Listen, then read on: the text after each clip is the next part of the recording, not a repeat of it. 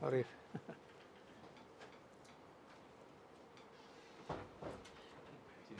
Arif masih kat Pahang ni?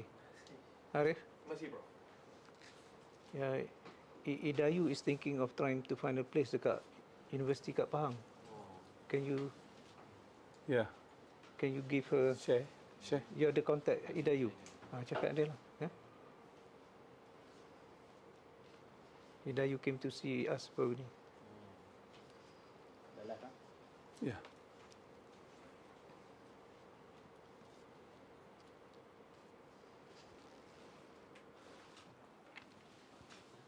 Bismillahirrahmanirrahim. Assalamualaikum warahmatullahi wabarakatuh.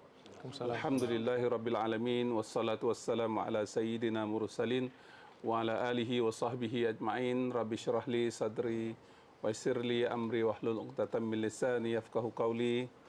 Alhamdulillah, secara syukur kepada Allah Subhanahu wa taala kerana kita dapat bersama dalam bicara buku kali ini. Ini adalah bicara buku yang pertama selepas kembalinya Tan Sri Profesor Syed Naquib ke rahmatullah, dan saya dengan ini merasakan bahawa event kita sekarang ni lebih serius lagi, sebab sebelum ni apa-apa hal berlaku kita akan ada sesi bersama dengan Prof, ya, sama ada pertemuan ke ataupun kuliah syarahan umum diberikan.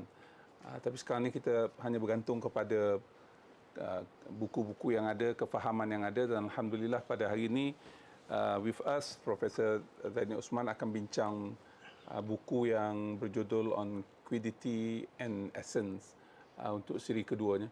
Dan sebenarnya buku ni pun telah diterjemahkan ke dalam bahasa Melayu dan akan diterbitkan nanti, ya.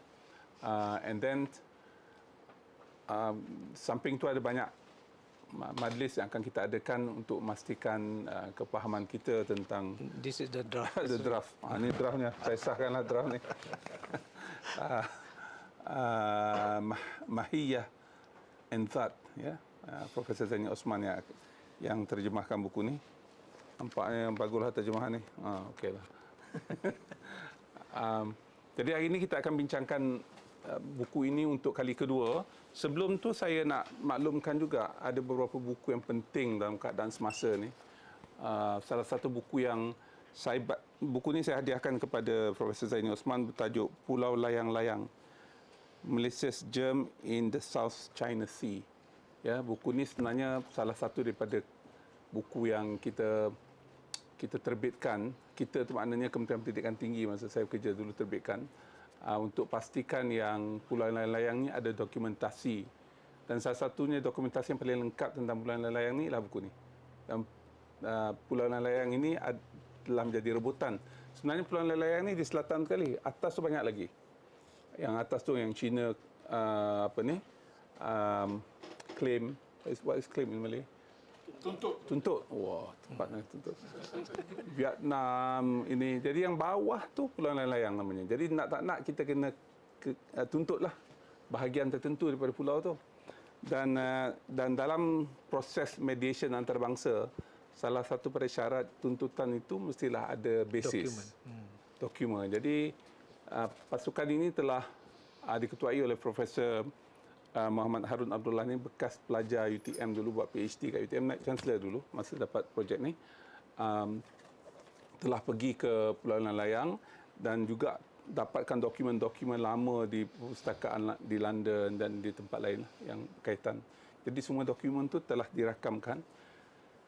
Saya sebutkan perkara ni sebab sekarang ni timbullah tentang siapa punya hak laluan ini, laluan itu. Ini akan datang, akan penting.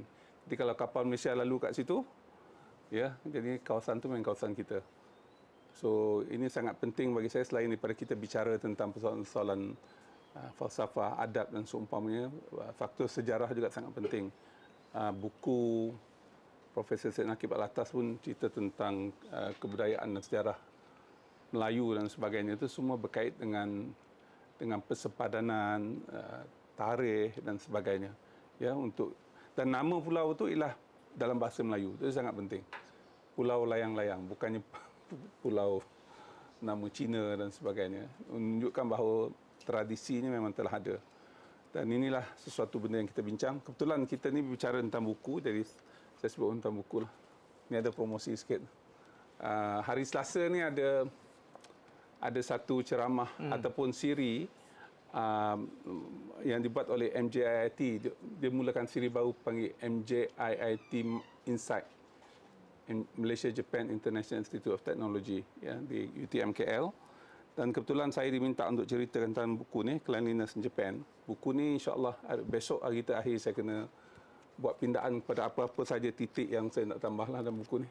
Lepas tu tak boleh buat apa tambahan lagi dah. Dan hari Selasa ni kita akan bincang tentang buku ni. Dan buku ni bagi saya menarik lah. It's my experience of 40 years observing cleanliness in Japan. Saya rangkumkan dan sampai ada ke lapangan pagi pukul 10.30 pagi di Dewan Azman Hashim. UTM-KL. Di UTM-KL, siapa yang ada kesempatan untuk hadir. Jadi pada hari ini kita akan menyambung majlis kita. Buku ni sebenarnya banyak orang tanya kenapa buku ni jarang jumpa. Buku ni ada dalam buku ni. Jadi mungkin tuan-tuan ada buku ni, baca buku ni lah. Ustaz pun bawa buku tu. Jadi tak perlu cari buku yang kecil ni. Saya bawa buku yang kecil ni sebelum buku kecil ni diterbitkan. Besar ni terbit, dia terbit buku kecil dulu. Jadi saya dah belilah buku kecil ni lama dulu ni. Tahun 90 berapa lah? 90. Ni saya beli tahun 91 lah. Oh. 91 lah. Dah lahir? Boleh lagi. Ya, tapi masa tu saya pun baca tak faham lagi. Ya. Saya belum balik lagi. Ya. So hari ini kita jemput Prof Zaini untuk meneruskan perbincangan kita tentang buku ni. Silakan. Thank you, Dato. Seri. Bismillahirrahmanirrahim. Alhamdulillah alamin. Salatu wassalamu ala asyrafil anbiya wal mursalin wa ala alihi wa sahbihi ajma'in. Yeah, indeed, we lost a great mind, and for people who are, I mean, I got to know Prof Alatas since 1982 in America. I didn't know him before that. Never knew that he was a man of immense learning. I met him by chance, to see. I think when he was occupying the chair of Razak chair in Ohio, and he was on a trip to see Fazlur Rahman at University of Chicago. Oh, sorry.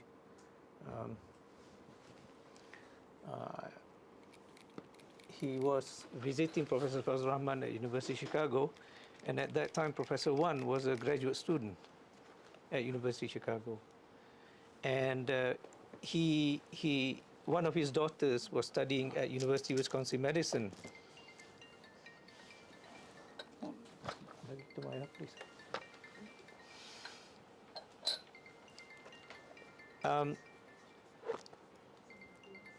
He was visiting his daughter in Madison, Wisconsin, after visiting Fazlur Rahman. So prior to him coming to Madison, Wisconsin, Professor Wan gave me a heads up. I mean, we always been talking on the phone because at that time I was an undergraduate. And Professor Wan, we always been on the phone. He always asked me what book I'm reading. So when he came to Madison, Wisconsin, Dr. Hassan Ali lent me his car to take Professor Alatas around. So that was when I got to know Professor Alatas quite well. We go to lunches, dinners. And one time when we were together, I was asking him in the house that they rented, because he was working, writing something. I said, Prof, what are you writing? He said, I'm writing a commentary on a book. It happens to be the commentary on Hujjatul Siddiq. I didn't know. So that was my first introduction to Alatas. And after he left, I went to the library at University of Wisconsin-Madison, and I found the book Islam and Secularism. That was my first introduction to his intellectual output. It was very difficult for me to read them. And as difficult also reading Prolegomena to the Metaphysics of Islam when he was writing it. So I'm not going to go into more detail about the meeting that I had, the first meeting, but to tell you about the story about why these small pieces and how this came about, the prolegomena. I finished my studies at University of Chicago rather abruptly, Dato. I finished all my qualifying exam for the PhD, but sometime in 1989, after Professor Rahman passed away in 1988, I received a call at night, and it was Professor Alatas on the line. Said, Saudara Zaini, Saudara Zaini mau kemana selepas ini? I kata, Prof, you call. Where else am I going to go? And then he said, the master's is ma'lum, the PhD is majhul. So dia kata, take the ma'lum, come back. The majhul later on, you continue at here when I come back. So that's what I did. I wrap up quickly and came back. And that's why in 1990, we were not back yet, you know, man. We flew back sometime in 1991, January. So this book, only later, I only got a copy of, I think Islam in the Philosophy of Science that he gave me when I met him, when he came the second time to see Fazlur Rahman, to invite Fazlur Rahman to become on the board of ISTA. So I read the book, and I remember on the flight, Dato Sri, my wife was asking, what is this? What is this? So I said, oh, this is very easy. It's Al-Ma'had Al-Ali Al-Islami Lil-Fiqh Wal-Hadarat Al-Islamiyah. And she was asking, how did you read that? Now, if somebody were trained in Arabic and know how to read khat, because I was trained to read different texts, I was trained to read Persian and Ottoman Firman, so I somehow managed to decipher. And the middle, if you don't know, the middle is Muhammad. The middle is Muhammad. So Islam, the Philosophy of Science, was the first introduction to read, which became later part of the chapter of this book. Yeah? So when I was a student, he was writing this, he was writing small pieces, and he would make commentaries on the Saturday night lectures at ISTA. Some of you maybe Zainiy has used to come. So he has talked about it. He covered the whole chapters of the prolegomena throughout the series of lectures at Saturday night lectures at ISTA. So it's a very fascinating work, and for me to talk, it's easier for me to use this because it's lighter. Yeah, but I want to show something to you because we miss this point quite often. Why did he write something like this? Number one, he assembled it to become prolegomena to the metaphysics of Islam. And this is something quite unique that to see.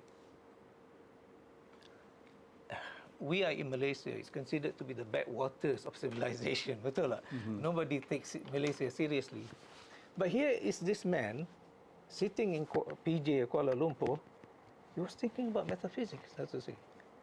Metaphysics is a big thing in the 18th, 17th century and 16th, the days of Descartes, Immanuel Kant, you know, the Western thinkers. But how is it that Prof. Alatas talks about metaphysics and to bring that to attention of people who are Malay speaking, right? And to bring them to a discussion that's entirely alien, though. It's completely unheard of. And this is why I said one of the biggest contribution of Professor Alatas, that he has managed to bring something that has been dormant in our psyche, actually, because our great ulama have been talking about this. Hamzah Fansuri, Raneri, and as I mentioned in the introduction of the translation of Intuition of Existence, which is this one, the authors of Kitab Kuning, they have talked about this. But somehow metaphysics has been sidelined. And partly also metaphysics has suffered a very bad rap. Bad reputation, because it was, Ustad Rahizi would know very well, it has been duped as if falsafa, metaphysics, You know, ma ba'da tabi'ah falsafah. And falsafah, Greek. Yunani, ancient Greece, Plato, Socrates, Aristotle, these are kuffar. Why you need to study them? And this is one of the difficulty with the new syllabus, that's what when they want to teach contemporary philosophy. There are many people who are introduced to Western philosophy or other philosophies for that matter. But alhamdulillah, CASIS, our students are well versed into these matters. So I myself had double shock. I remember when Fazlur Rahman, when I was a student, Fazlur Rahman, he would say to me, Zaini, you studied physics, so you must know natural philosophy. I said, what are you talking about, Fazlur Rahman? Physics don't talk about natural philosophy for a long time. But he said, you know, but Newton wrote a book on natural philosophy, and yeah, which is a physics book actually. That was one. And the second one was this.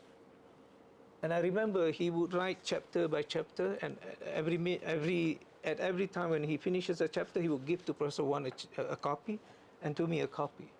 And we would read independently. And he would call us independently what we think of the chapters we read. Do we understand it?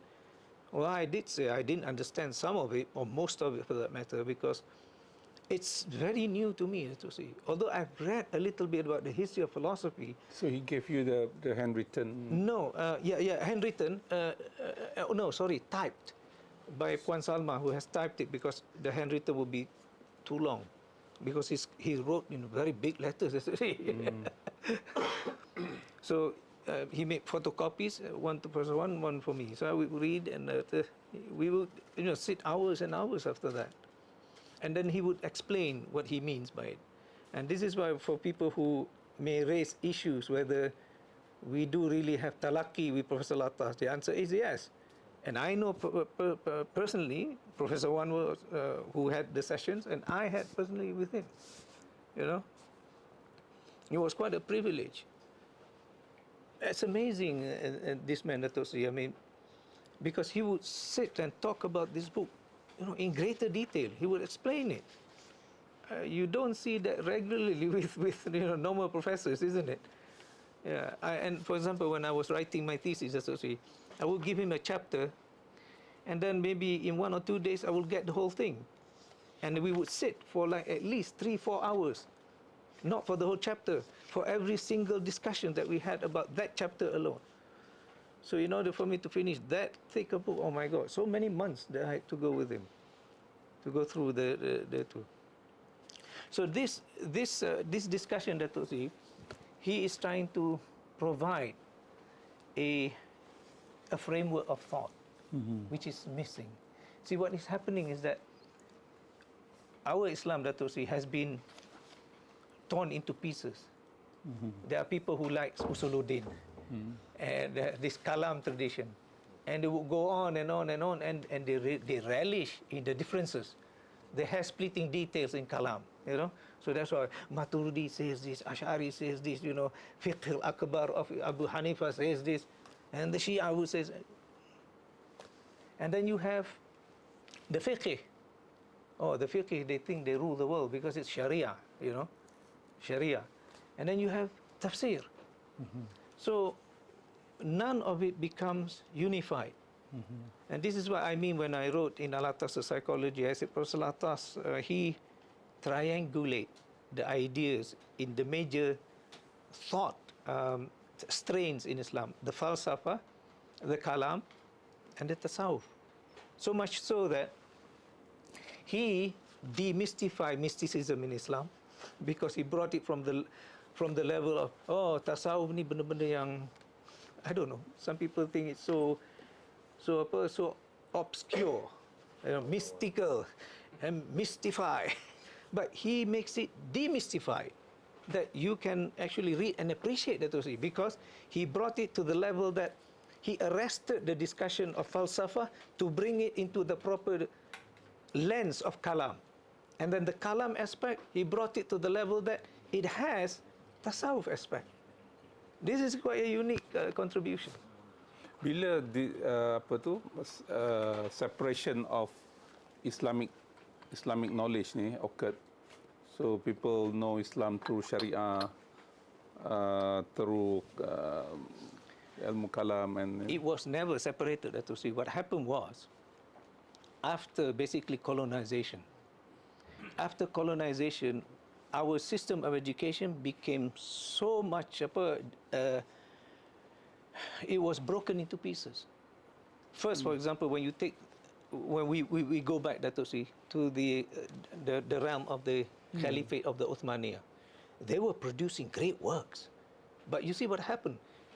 We don't know anything about the contribution of great ulama of the Ottoman Empire, because the language, and we were not to be in the know of what they have produced. That's why we don't know the language of the Ottoman.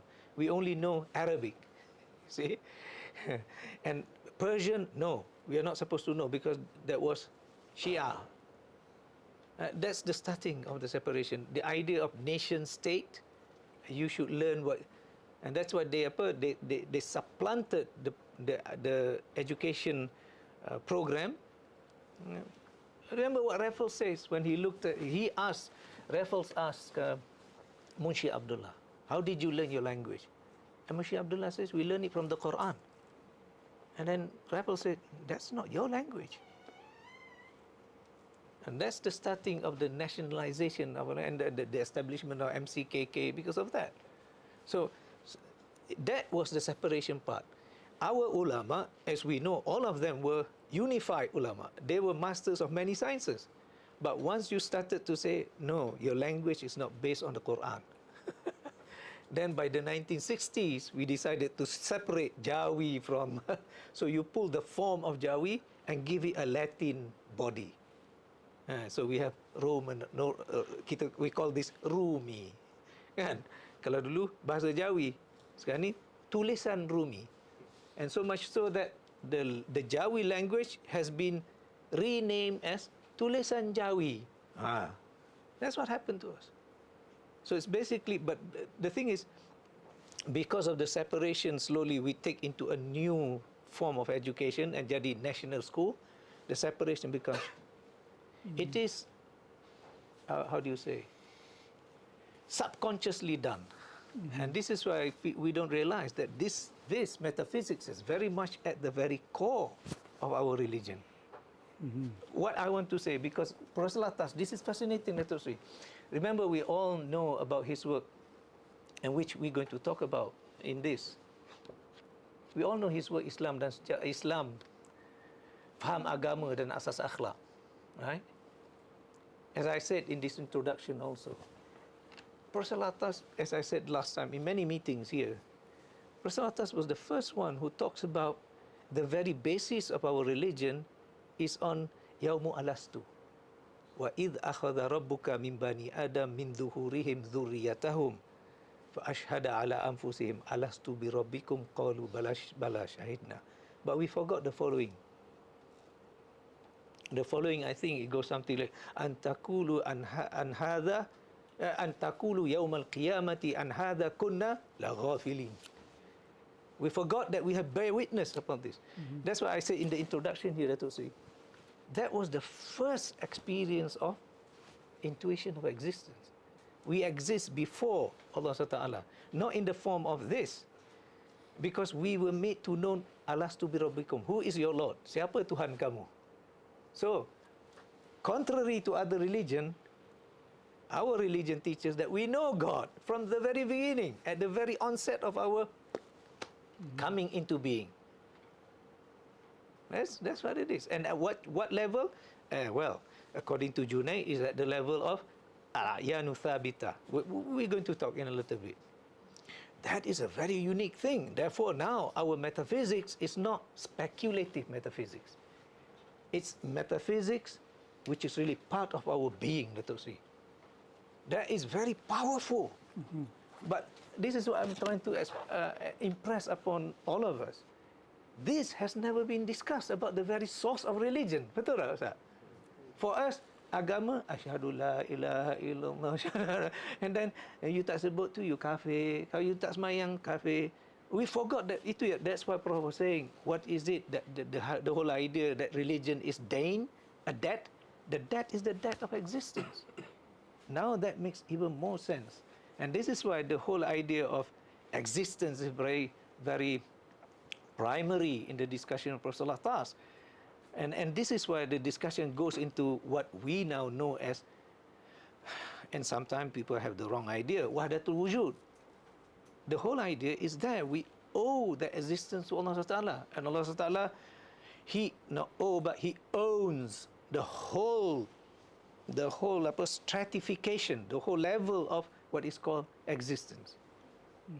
And what we call absolute existence, relative existence, borrowed existence, all kinds of existence belong to Allah Ta'ala. And this is why finally the term is referred to as wahdatul wujud, the oneness of existence. But it does not mean we and God one. No. Allah Ta'ala owns that existence. So our existence is at the lowest level for that matter. So for him to bring the discussion why prolegomena to the metaphysics of Islam is very important, because it will again sharpen our Islam. And it has to again refocus our aqidah, which not many people realize, because as I said, metaphysics has been given such a bad rap that it has been regarded as metaphysics, ma ba'da tabi'ah, you know, it's Ibn Rushd, it's falsafa, you know, commentary on Aristotle. Nothing doing. Professor Alatas is trying to bring it back again in the proper understanding of things. And this is why he talks about adab. You have also to apply adab on knowledge, you see. Otherwise, it's going to be very difficult. So, all these things are so three. As I said, we borrowed. We have been given existence that we are considered to be borrowed existence, you know. But that borrowed existence, of course, Allah Ta'ala is the giver because He owns it. But once it is gifted to us, how does it work?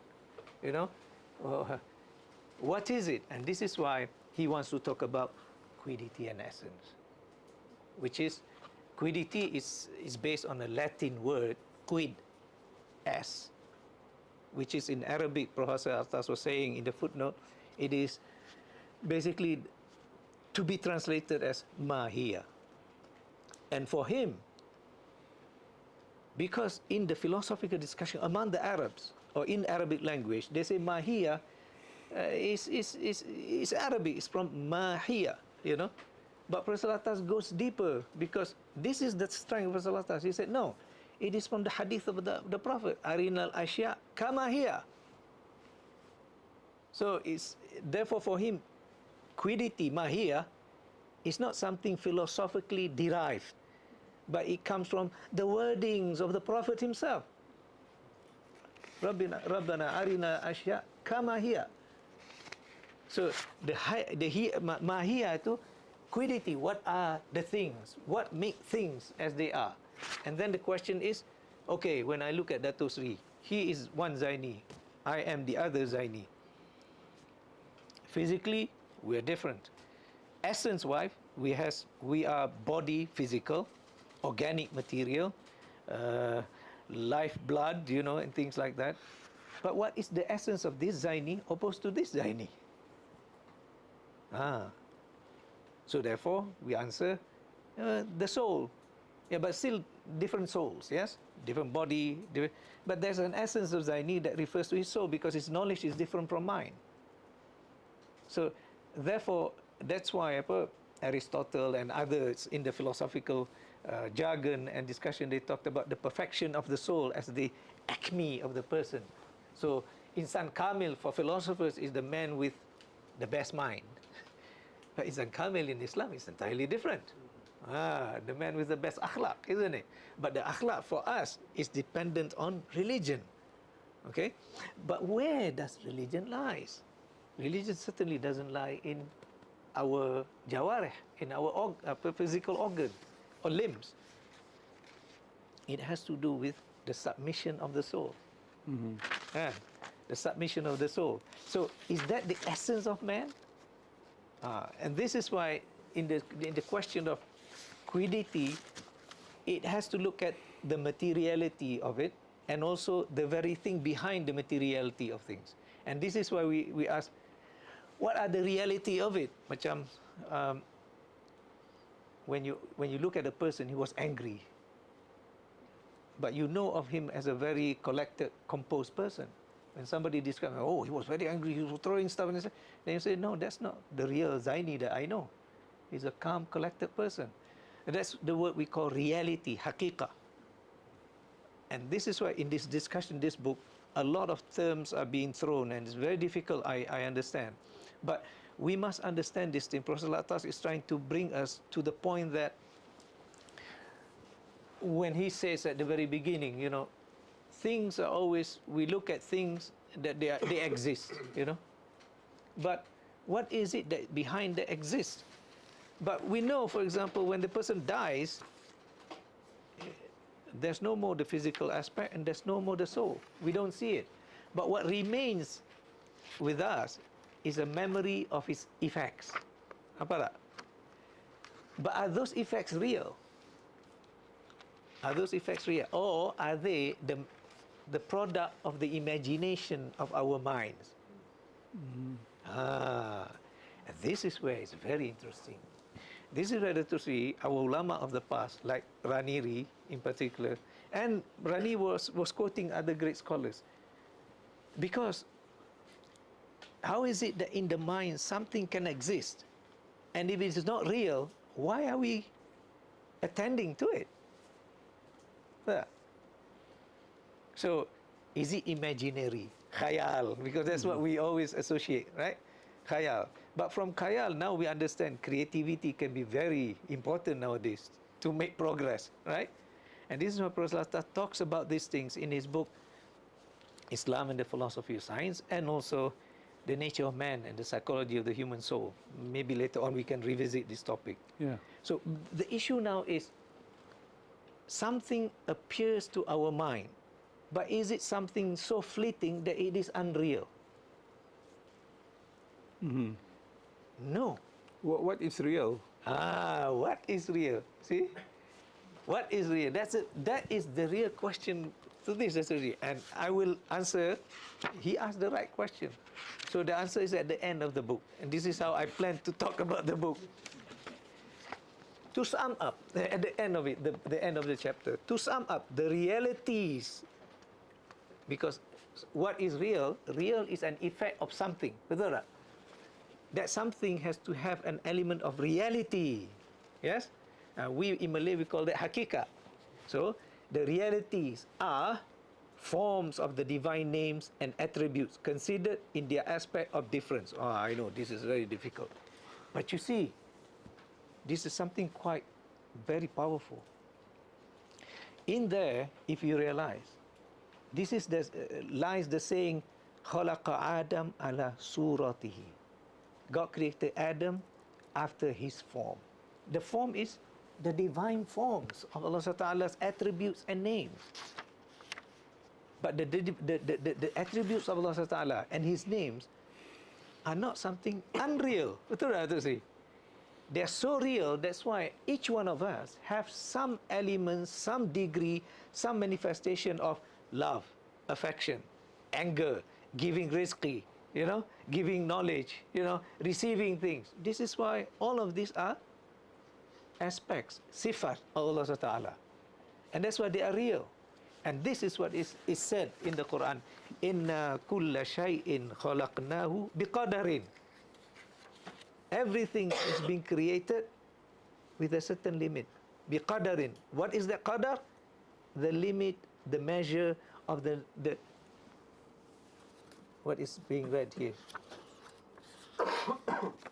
Forms of the names and attributes considered in their aspect of difference. In their aspect of difference is this.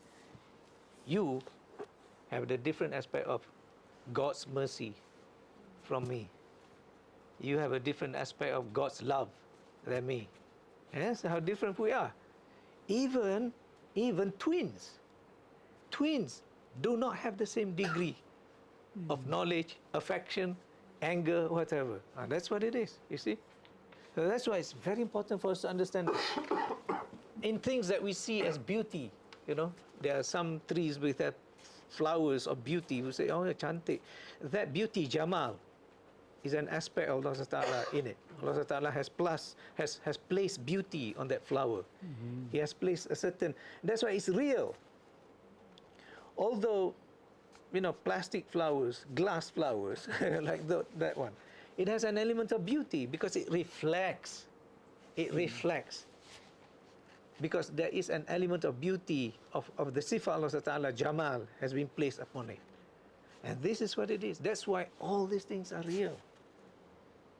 That's why Allah Ta'ala says that on the Day of Judgment, we can be asked of these things. What have we done with the wealth that has been given to us, with the knowledge that has been given to us, with the amanah of responsibility that's been given, because they're all real. Otherwise, we can, you know, we can think that, you know, these are all fleeting things, maya, you know, alam maya, virtual. And that's what some people who belong to a different worldview, they might think that, well, there's a separation between this world and the next world. And that's why Prof. Alatas begins this book, Prolegomena. There is a dunya and akhirah aspect. Dunya leads to the akhirah. For some worldview, it's not very important for them because they have separated. The secularists, for example, right? And this is why he continues, as such, they are essences that establish permanently as archetypes in the interior condition of being. Oh, well, what is this? This, he refers to these realities, beginning that, see, our beginning is in the interior condition of God's knowledge. As what? Well, we are called maklumat. Tapi maklumat to Allah SWT, what are they? That's where it goes back to Alastu bi Rabbikum.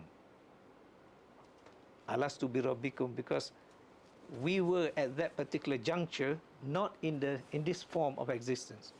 It is in the form of existence which Professor Alatas he uses the interpretation by Junaid. He says that Junaid was saying that we exist in the form that is only known to God. We use in a simple term, it is a spiritual condition. But it's not in the form of spirit, not in the form of ruh, because ruh is later. For example, when he says, وَنَفَخْتُ فِيهِ مِنْ رُوحِي, and I blew into him my spirit. Now that is the spirit. But before that, before this being blown into, and this is why the whole idea of this quiddity and essence, Sri, before we go further on this thing, because I know you all, when you will try to read this, it's unbelievably difficult. Mathematical formula seems more exciting. I'm not joking. So Professor Alatas is smart. He made diagrams. See? He made diagrams. So in order for you to understand this, you must go to the diagram. But the diagram has to be explained also. Otherwise, it's going to be very difficult to understand. Let's go back. Let's go to this diagram from this page 55, the page before the ending. Okay, it's called the essences of possible things, because when we were in the knowledge of Allah Ta'ala, we have not yet gotten our exteriorized existence. We have not been, for example, before 1963, I was not born yet. So I was not even something thought of in the mind of my parents, you know. And this is why the Quran says, Hal ata alal insanu minad dahri lam yakun shay'an madhkura. Has it not occurred to man of a time period of which is not even a thing mentioned? See? It's amazing, you know. And this is why in the Quran there are discussions about metaphysics, but we have never brought it into a proper discussion about it, using the proper language and also the introduction to it. So I don't know how Mufassirun use that verse, but that verse is really a metaphysical verse actually. Hal ata alal insani minad dahrun. The word dahr is it used to refer to a time that has no dimension. Dahr. And that's why in philosophy, dahriyun refers to materialists. People believe in the eternity of matter. Yeah, sorry, sometimes the words escape me. So, dahrun, dariya. the Dahriyah. It's metaphysics. See? Yeah. So has it not occurred to man of a time period of which is not even a thing mentioned?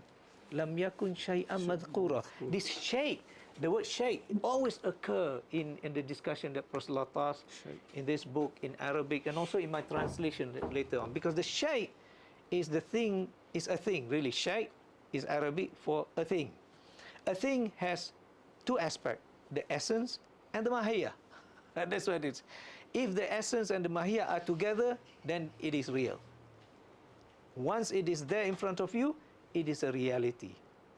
Therefore, reality in Dato, in our discussion in Islam, there are two aspects. One is real as something called the thing in itself. Macam you are real in front of me. Professor Alatas was real in front of us because he was body and soul. Now he's real in the memory of us. But for some people who has not seen him, will not know. That's why I remember when I was giving a talk to students who were going overseas, I think at a place called I Am For You or something. I showed the picture of Professor Alatas. And I said, do you know this man? Oh yeah, this is supposed sometime during the time of Aristotle, Plato, Greek thinkers. So you see, for them, it's not real. For them, it's not real. Something that they concocted in their imagination. And I said, why do you say that? I said, yeah, he looks like that because they saw in pictures of in books, you know. So I told them, no, this is my teacher. I met him just last week. They were shocked, the idea of reality. When you say what is real. And so this is why Prof. Alatas wants to bring into the discussion the quiddity and the essence of something. Because when you talk about al-Attas, then there'll be two known al-Attas. Betul tak? The Hussein and Naquib. But when you say al-Attas, people normally know it's the Prof. The Prof. Although he's not in front of you, not real. Tapi in the minds of many, he is real. And so this is why Prof. Alatas wants to bring you into the discussion. And this is what I shared last time, that he is trying to clarify our thinking processes. And this is why it's very important. But he, for some clarity in his mind, that he was able to frame this, the very structure of thought, everything, is the base of it is religion. That to me was, as I said, a shocking thing for me.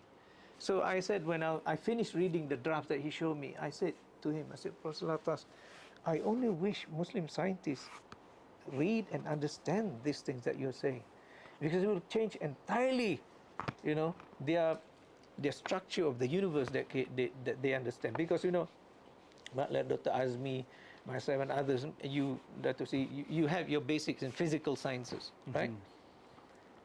We have no understanding of how metaphysics affect the physical world. But here, he's trying to show that, and it is from this. And this is why we must teach this again, because this is part of the worldview of Islam, which is not there anymore. Why? When you look at this, when we say about quiddity and essence, essences of possible things. Because as I said, I was not something before 1963, I was not even a thing. So possible thing. So the essences of possible things are divided into two, because why they are two? Well, what is called substance and accidents is just a language of philosophy. You know, they use jawhar and arat, kan? In Arabic. But what they call substance, accident ni bukan langgar kereta. Okay? Accident means something that is temporary and it can be taken out. The substance is something upon which the body of the thing. That's why normally substance is body, jawhar, like this house. The body is the frame, the wall, the colors, the decorative, you know, the ID, that's the accidents in it. Because God forbid, Dato Seri kata, I want to have a bigger library. Change it, you know. That's the accident. But the substance of the house remains. So the same thing with us, Dato Seri. We have substance and we have accidents. So, what is the substance of man? Is it the body? But the body will perish. Betul tak? Bila tanam dalam tanah, from dust to dust, from ashes to ashes, as they say in Christianity, kan? We were created from clay. So we will disintegrate into clay again. So that's not real substance, because you suffer disintegration. Real substance is something that don't change. And this is why among philosophy they talk about matter, which is the very early matter that does not suffer any disintegration. So they call that prime matter. So it's called hile in Greek. It is brought into Arabic called hayula. Tapi for us, from what Prof Alatas is saying, even matter that they talked about as a substance, that is still not the real essence of things, even not the real mahiyah. But that's where the secular world got it, because of Aristotelian philosophy. Aristotelian philosophy is based on materiality of things. The whole idea of generation or corruption, meaning things coming up from something, because that's what they observe. A mother gave birth to another child. So organic material came from organic mother. And in order to survive, the sustenance of an organic being must be something organic too. You know? And because we, as Rumi did say, at one time we were spirit.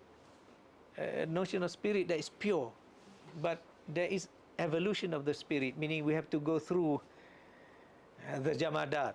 We were at one point mineral, and then after that nabatat, plant, and then after that we become the soul of man.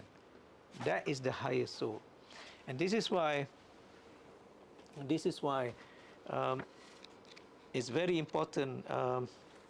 It's very important what we pay attention to, what Prof Alatas has counted as the age of Nabi Adam, which is 7,165, if I'm not mistaken, in his book Islam Covenants Fulfilled. But his calculation, Dato, 7,165, is approximating what has been said by Umar Khayyam. Yeah. It's fascinating, isn't it? So Umar Khayyam says here, you know, my beloved, fill the cup that clears. I'll talk about this thing later on. Today of past regrets and future fears. Tomorrow, why tomorrow? I may be myself yesterday, 7,000 years. That is the age of the soul of man. Not to say that soul has age, but man has created. And وَنَفَخْتُ فِيهِ مُنْرِي, itu dia, the soul of man, 7,000 years. So the substance of Adam tu adalah his soul. His soul, not his body. Yeah. Not his body. But Dato Sri, where did this soul come from? What is the nature of the soul? That's why we answered tadi that we owe existence. Because even when Allah Ta'ala says, وَنَفَخْتُ فِيهِ مِنْ رُوحِي, this ruhi, وَنَفَخْتُ فِيهِ مِنْ رُوحِي, I blew into him my spirit, then he becomes alive. Betul tak? But what is this ruh? What is this substance of the ruh? The substance of the ruh. Now we generally understand ruh is in man, in the body. That ruh animated the body to become alive. A person without ruh, well, it's not a person. It's just a dead body, a jasad. But look, there are many permutations of this word ruh. For example, Rahman, Rahim, see? So, I remember when I first came back to Malaysia, started, you know, my working days at Istab, Prof Alatas was telling about, you know, Zaini, this Bismillahir Rahmanir Rahim. The Rahman is actually, it is a name of Allah Ta'ala, but it's a name coming from a sifa, right? But what sifa is it? It's translated as the merciful. But what is he merciful of? How is he merciful? Isn't it? Is he merciful because he's kind to you? But what kind? What manner of kindness? See, this is why it gets, for people just take for granted, okay lah, tak payah lah, tak tanya. No, but this is what philosophers do, atau not really philosophers, yani people who really wants to know. The proper Muslims are the ones who want to know more and more and more and deeper and deeper. So, but finally he was saying, Zaini, this Rahman is actually Allah's kindness in giving existence to us. He gives existence. And Rahim is maintaining the existence. That's why the word Rahim, just like the word Halim, you know, it's a continuity kind of thing. You must study Arabic to understand this nuances, huh? These nuances in the name. Macam Alim, Ain, Lam, Ya, Mim. Lain daripada Alim. Kan? Allah SWT, He has everything. He has Alim, He has also Alim. So Rahman, Prophet was telling me that He gives you existence. So Rahman giving existence, Yeah. Rahim It's to sustain. continue sustaining you in that existence. Yeah. That's why it is the merciful and the most giving. Most giving is keep on giving the existence to us. And this is why Rumi was saying, you know, even though you are a person of completely drenched in sin, come back, because Allah Ta'ala keep on giving. You see? Now, there are many levels of this understanding that you see. So, this is why you have substance and accidents. But what is the substance of our being really? The substance of our being is existence. But our existence is borrowed because He gives us this. But this existence that He gave, there are two aspects to it. There are existence that can be seen, and there are existence that cannot be seen. The one that cannot be seen is our soul. The one that can be seen is our physical body. But without the existence, that's also the body, neither body nor soul can survive. This is what He's trying to explain to you, to us all. And this is why the name of Allah Ta'ala is referred to as Al-Haq, because He is the truth. Why He is called the truth? Because finally the ultimate existence must be referred to the truth. Because if existence is not true, then it's not real. Like ghosts. Ghost existence is not true, isn't it? That's why they're not real.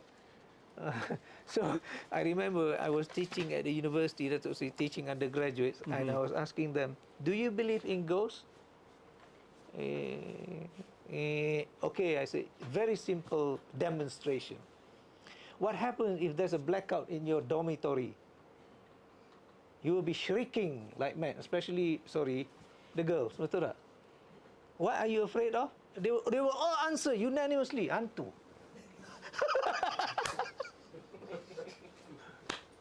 Something not real, but so real for them. And even now, we sometimes, you know, we try to create fear in our small children, you know, by ada hantu. You create something unreal in the mind that it becomes so real. See? Hantu has no existence, that's what I say. And then you somehow give it the wrong appellation to, itulah orang mati kena bunuh. There are some wandering souls who cannot find where to go. Not true. Not true. And this is why this, that to say, if we understand this, it clears up so many things.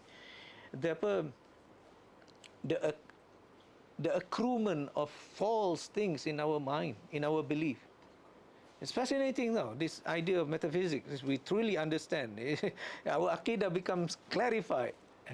We need to talk about this, and this is why he was talking about this. So, substance and accident, the world of archetype. The world archetype to the A'yan. What are A'yans? To give you a simple case, because you have been hearing this a lot, it is when we say, Bala Shahidna.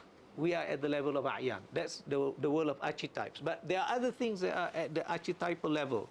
But for us, our most clear experience is at the level of Alastu bi rabbikum qalu bala shahidna. Then there's a world of spirit, because after archetype, the A'yan, wa nafakhtu fihi min ruhi. Then you must have the spirits, the ruh. So before spirits, we are all A'yan, because we are not yet at the level of arwah.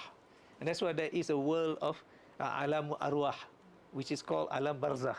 See or not? these things become so alien to us now because we haven't been talking about this. And if we were talking about this, it sounds like, this is mumbo-jumbo stuff. Because it has not been talked about in the proper education about... I don't know where. Kalam don't talk about this. Betul tak, Ustaz Raizi? We don't talk about alam barzah. Alam barzah, alam orang mati. Dead man's world. And don't talk about dead man's world. And that's why we have a problem about how do we entertain the world of spirits? Is it only people when they're dead? No. And when we talk about spirit, are you talking about mumbo-jumbo stuff? Is it voodoo kind of thing? Because now you get into all kinds of wrong things. But this is not what we are talking about. Metaphysics is something even more. It brings clarity to mind, you know, and it gives certainty to your belief that you will have no fear. And that's why last kali the world of sense and sensible experience. وَنَفَخْتُ فِيهِ مِنْ رُوحِي, and then becomes man, becomes alive. Then you have sense and sensible experience. So when the ruh enters the body, let us see, the ruh becomes nafs because it attends to the body with sense and sensibility. But when it does thinking, that's called akal. But when it receives guidance from Allah Subhanahu wa Ta'ala, that's called qalb. But when it does some heavy metaphysics and water chemistry, that is called akal. Yeah.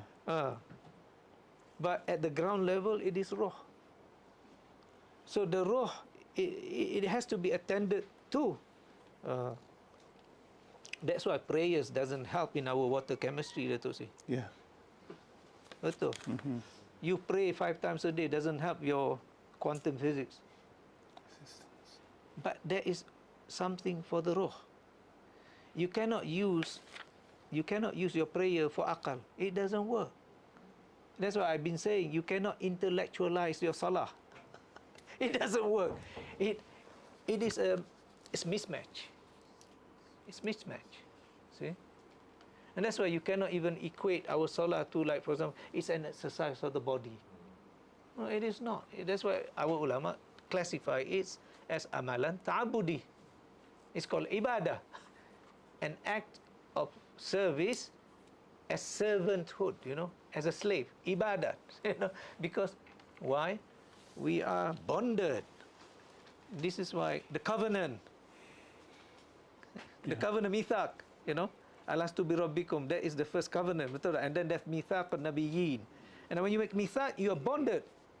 Kita dulu pergi belajar luar negeri itu, so kena sign bond. That's what it is. So when you are bonded, you are a servant. This is why it's called ibadah. So ibadah is the fulfillment of our reality. It's the fulfillment of our reality. And to be completely intellectualized, it is. That's why you have a imbalance. Injustice being done to your own well-being. You cannot have overemphasis on one thing. But there's another aspect of this substance and accident, Dato' Seri. That's why there is a saying, you know. Just think of this. Tafakkaru sa'atan khairu min alfi raka'atin. To think is better than a prayers of 1,000 rak'ah. Why? That is because for you to perform your duty as a khilafah, not to, therefore I shouldn't pray. Because to think is of a greater thing. No, you cannot do that. You cannot say, therefore I can neglect my prayer, but I think, you know, and then I can do a lot more good to people. No, that is doing good to people, but doing good to yourself. You are unjust to your own person. So this is why we must understand this. And Prof. Alatas is trying us to understand this. So there are substances that goes into the realm that we can think of. For example, it's called intelligibilia. It's called ma'kulat in Arabic. Why? Because like water chemistry, Dato' Seri, it's just water. But then the chemistry is the things that you abstract from it. The pollution, the pollutants, you know, the combination of this, that becomes intelligibilia.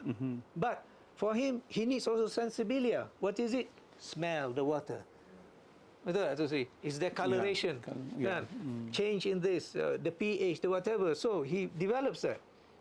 So going another level, it is intelligible and concrete. Because when you look at different colors, oh, that's concrete.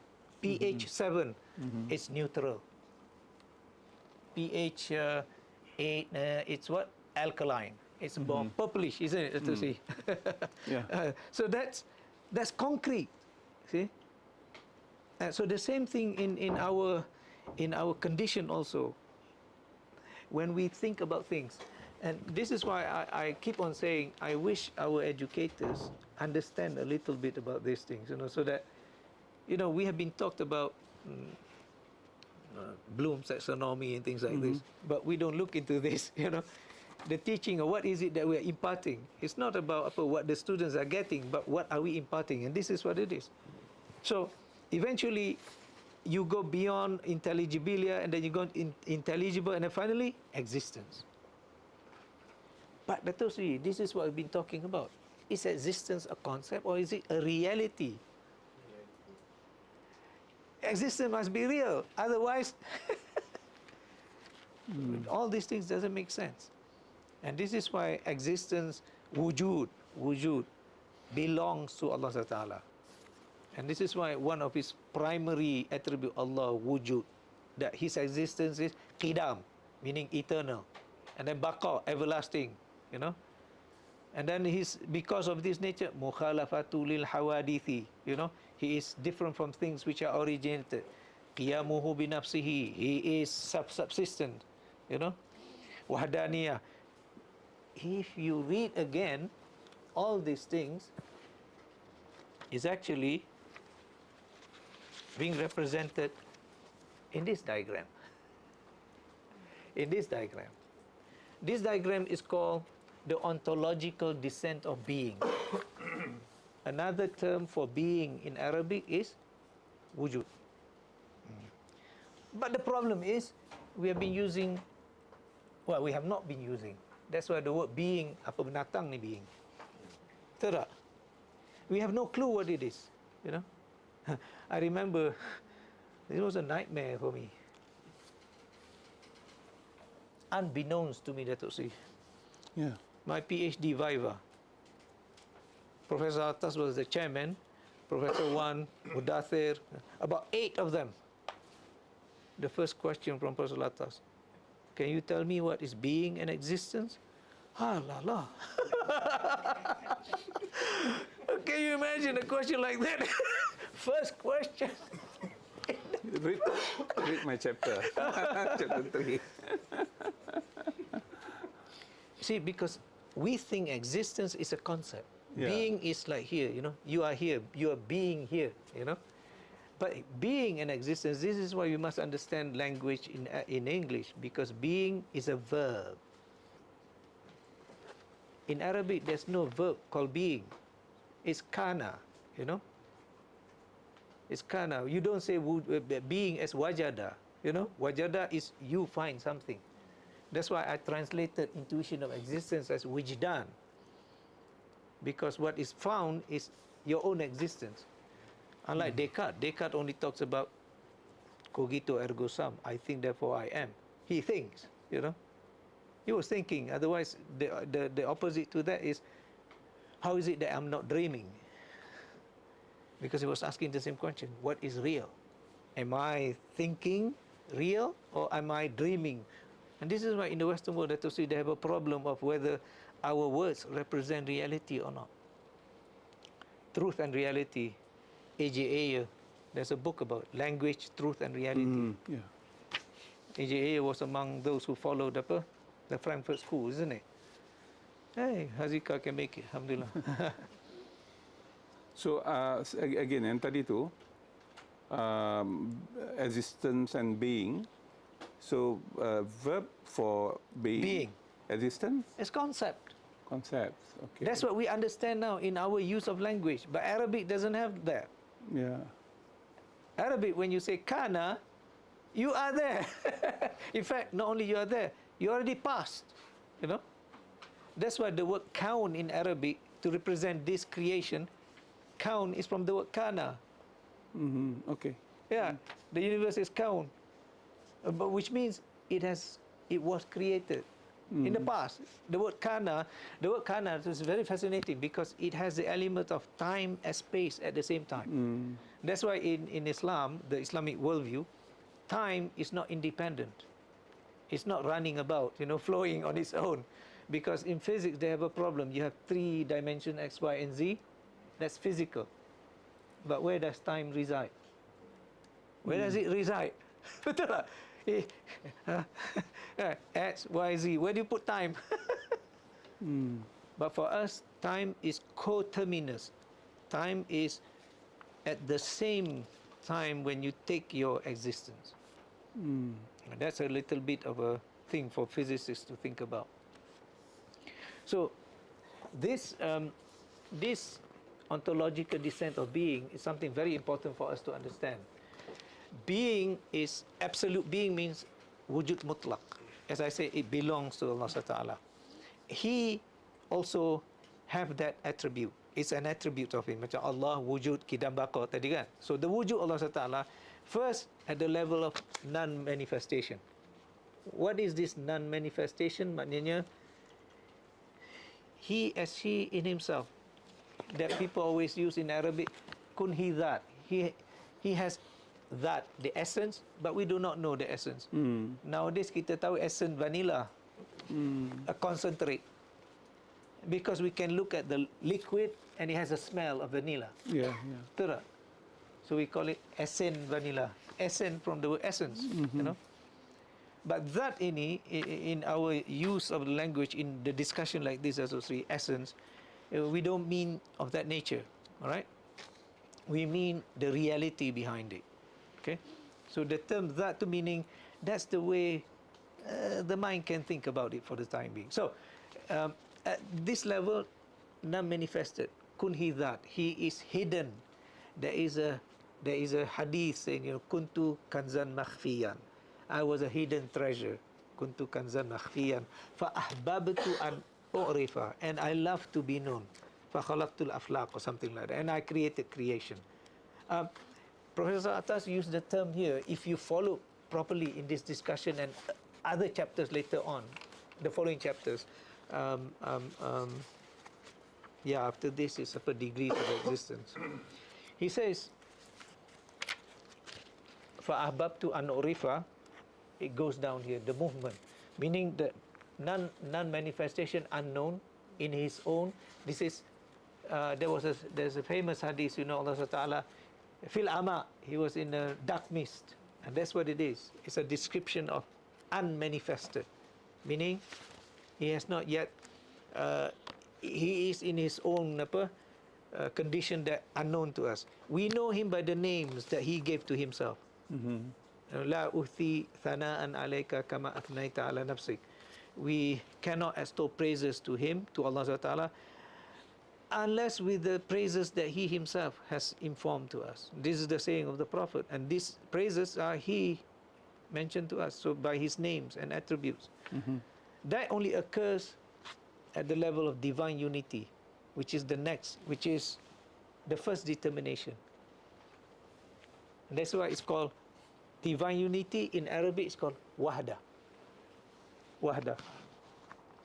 This is where we talked about tawheed. And this is at the level of ilah. At this level, we don't worship Him at this level. And this is alastu bi rabbikum. This is alastu bi rabbikum. So, it has interior and exterior aspect. The exterior aspects when His names and attributes become known to us. That's why we know Allah Ta'ala by His names. We do not know His makeup, meaning what substance, whether He is materiality or not. No, we don't know. That is beyond. We only know Him by His names and His attributes. So I think many people, when we talk about this existence of God, dia kata Tuhan tu Di langit. Di langit sebab Nabi pergi Isra Mi'raj ke langit. So, suppose jumpa kat mana-mana je kan. Ya. Ya, apa that Isra Mi'raj, it has a dimension factor. The dimension is the physical aspect. The Prophet was transported from Makkah to Baitul Maqdis, and then he went up. Okay, now he went up, of course, to heaven, but we do not know. The description, he says, to the point of Sidratul Muntaha, but it's not a physical place. It is because at that point, Dato Sri, although the Isra Mi'raj takes in physical form, the Prophet ﷺ is being transported into a dimension that is beyond other creatures can go. That's why Jibreel cannot proceed further, because Jibreel was in his form, not in a human form. See, the Prophet was in his form, the human form, and Prophet Alatas answered in Islam, I think covenants fulfilled.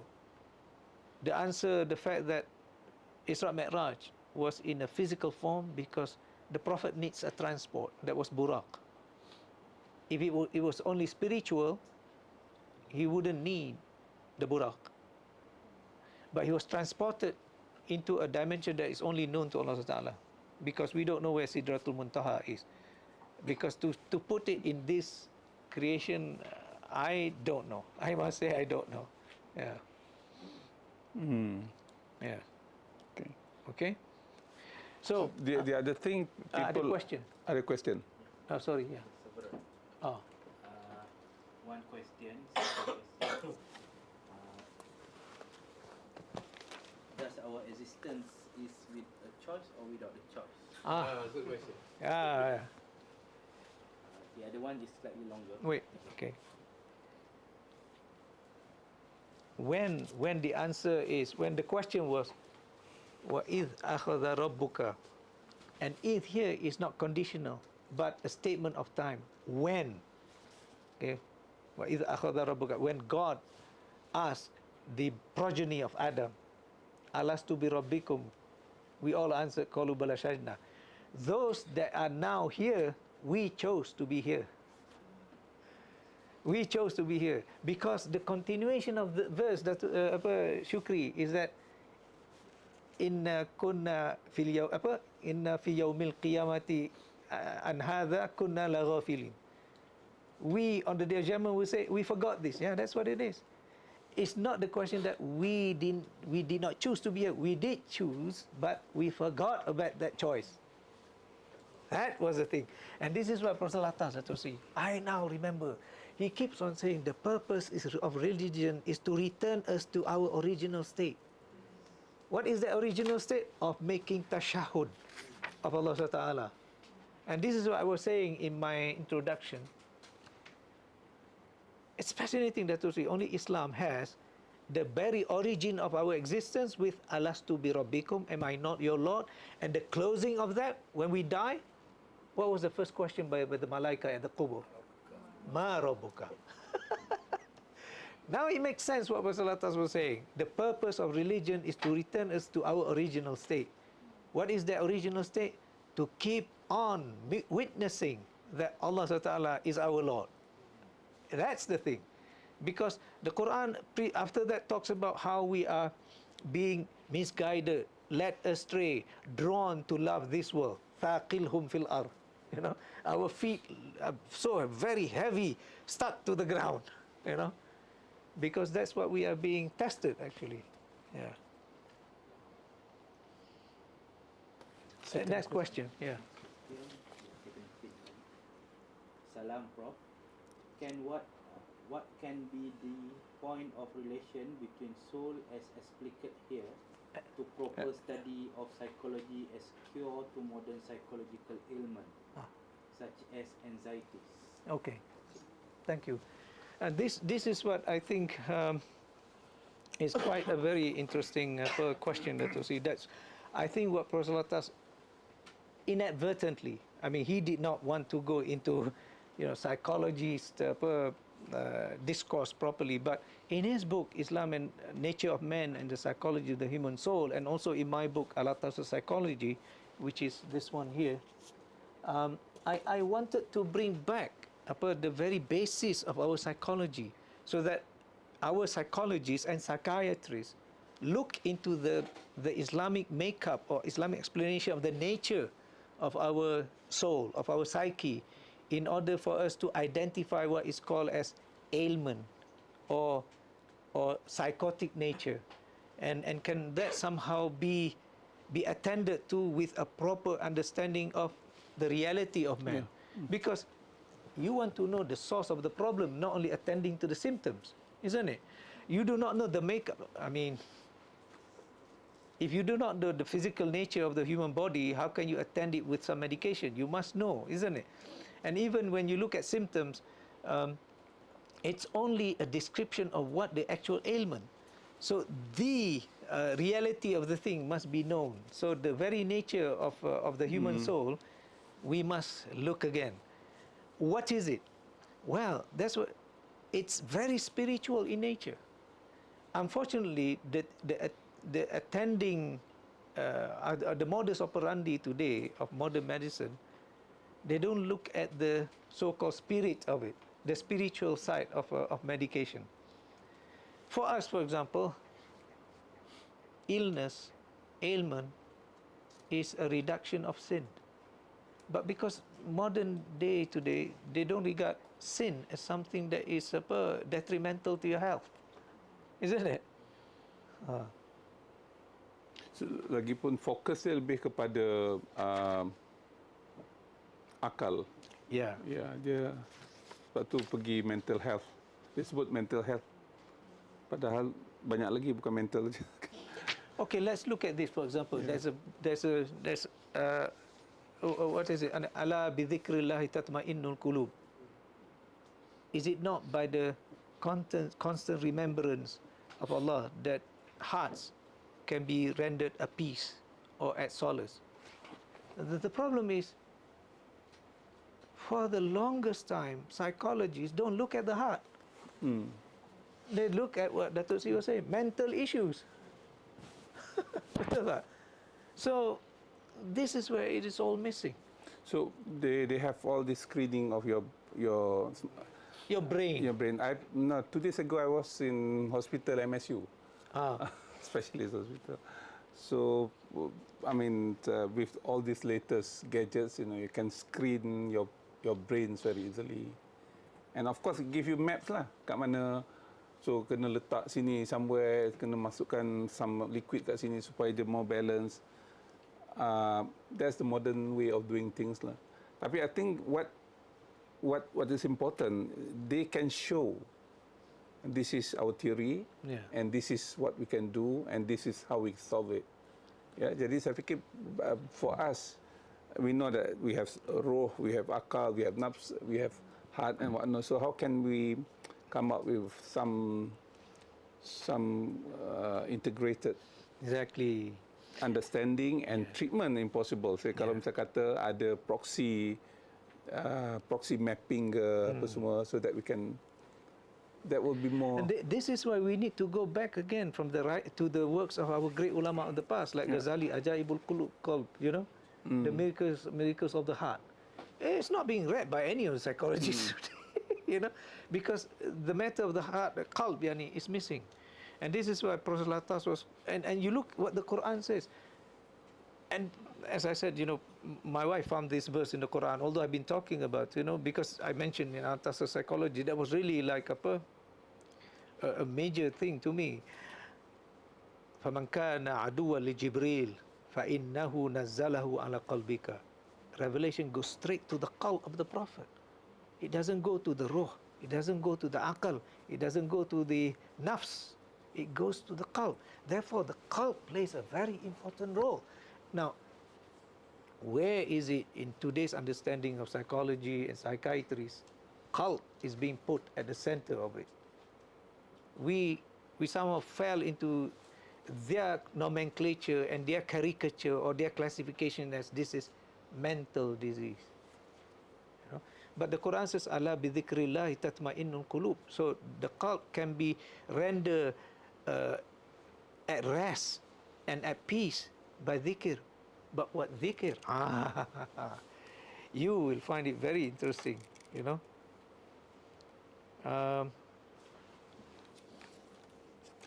I think I tried to mention here. Yeah. عن أبي هريرة رضي الله عنه قال قال النبي صلى الله عليه وسلم يقول الله تعالى أنا عند ظن عبدي. This is what I'm trying to bring in this discussion, Dato. The quiddity and essence, what we think about in our mind when we think about something. So the Prophet, Hadith Qudsi has says it, Ana indi dhanni abdi. I am according to the dhan of my servant. So you think of God as having hands, then that is your level. But that's a false understanding, because you put him having hands, isn't it? But look at this. وَأَنَا مَعَهُ إِذَا ذَكَرَنِي. I am with him when he make dhikr of me.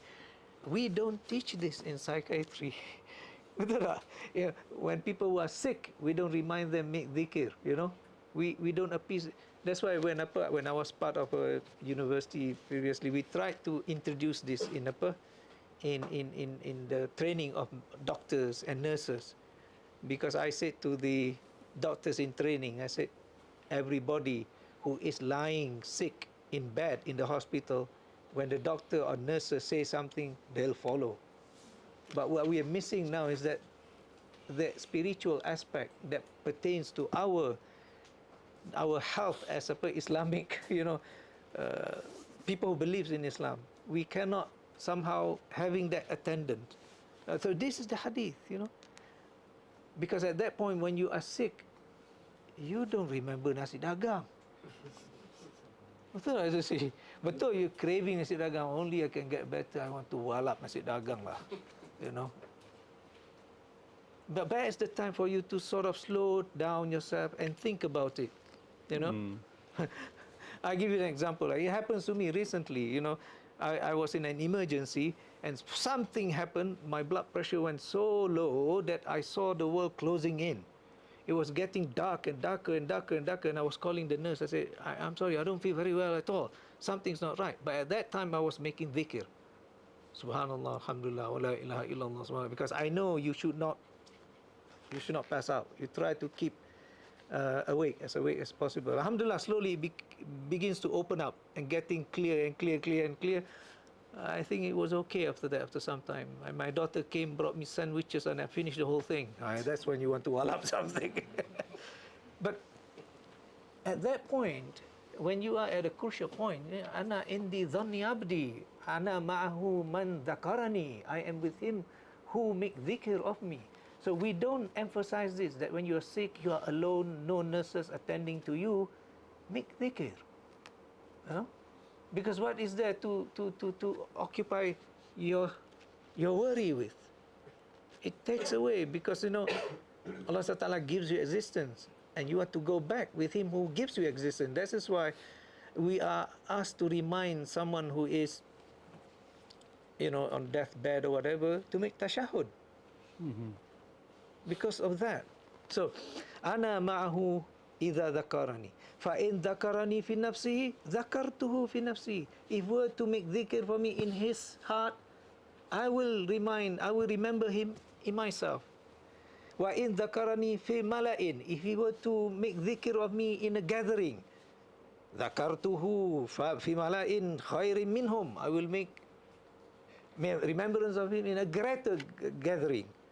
Wa idza taqarraba ilayya bashirin bishibrin taqarrabtu ilaihi dhira'an. If he were to come to me, bahasa Melayu kita sejengkal, aku akan datang sehasta, you know.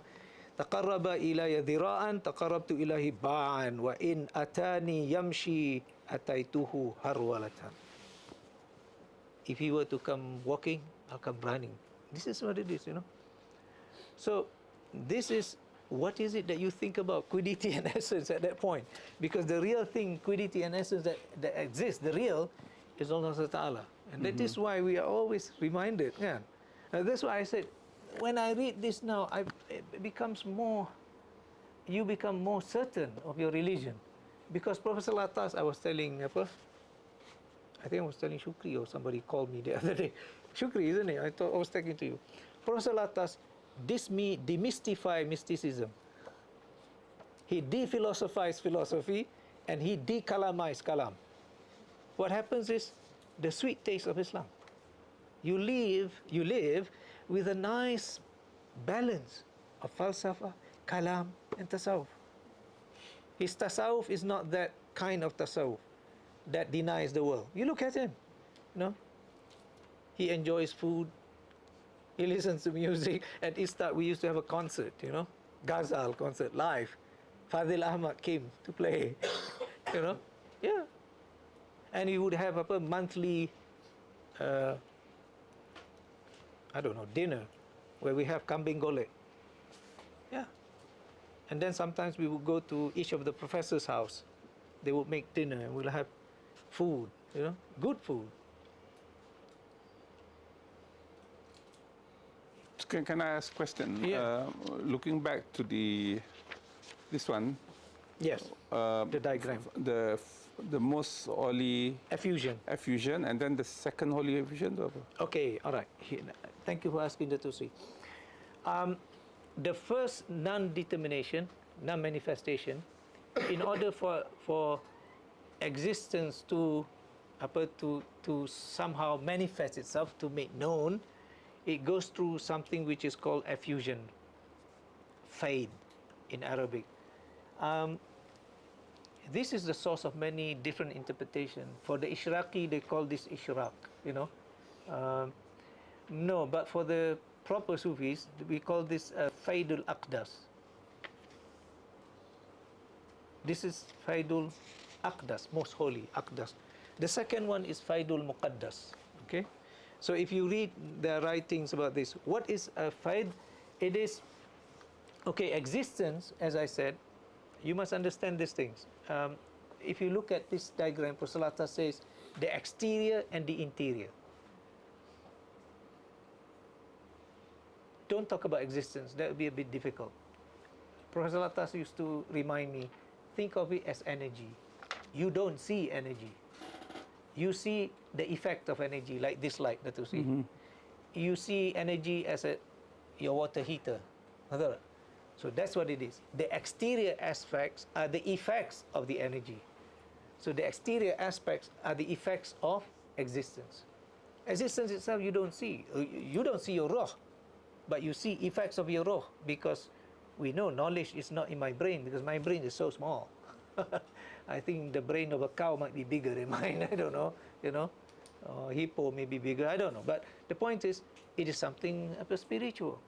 So this Faidul Aqdas, because being, ontological descent of being, wujud has two aspects, the zahir and the batin. The zahir is the exterior aspect that makes it seen. Like, for example, electrical energy. You don't see electricity. You see the effect of electricity. So, but it is there. So, energy, being, wujud, there is the batin aspect and the exterior aspect. The one that wants to go into the exterior aspect, the highest is called Faidul Aqdas, the most holy effusion. Why is it called effusion? Because that's when it is given to all things. Like at that level, the ayanu thabita, the permanent archetypes, the archetype which is at, the third determination.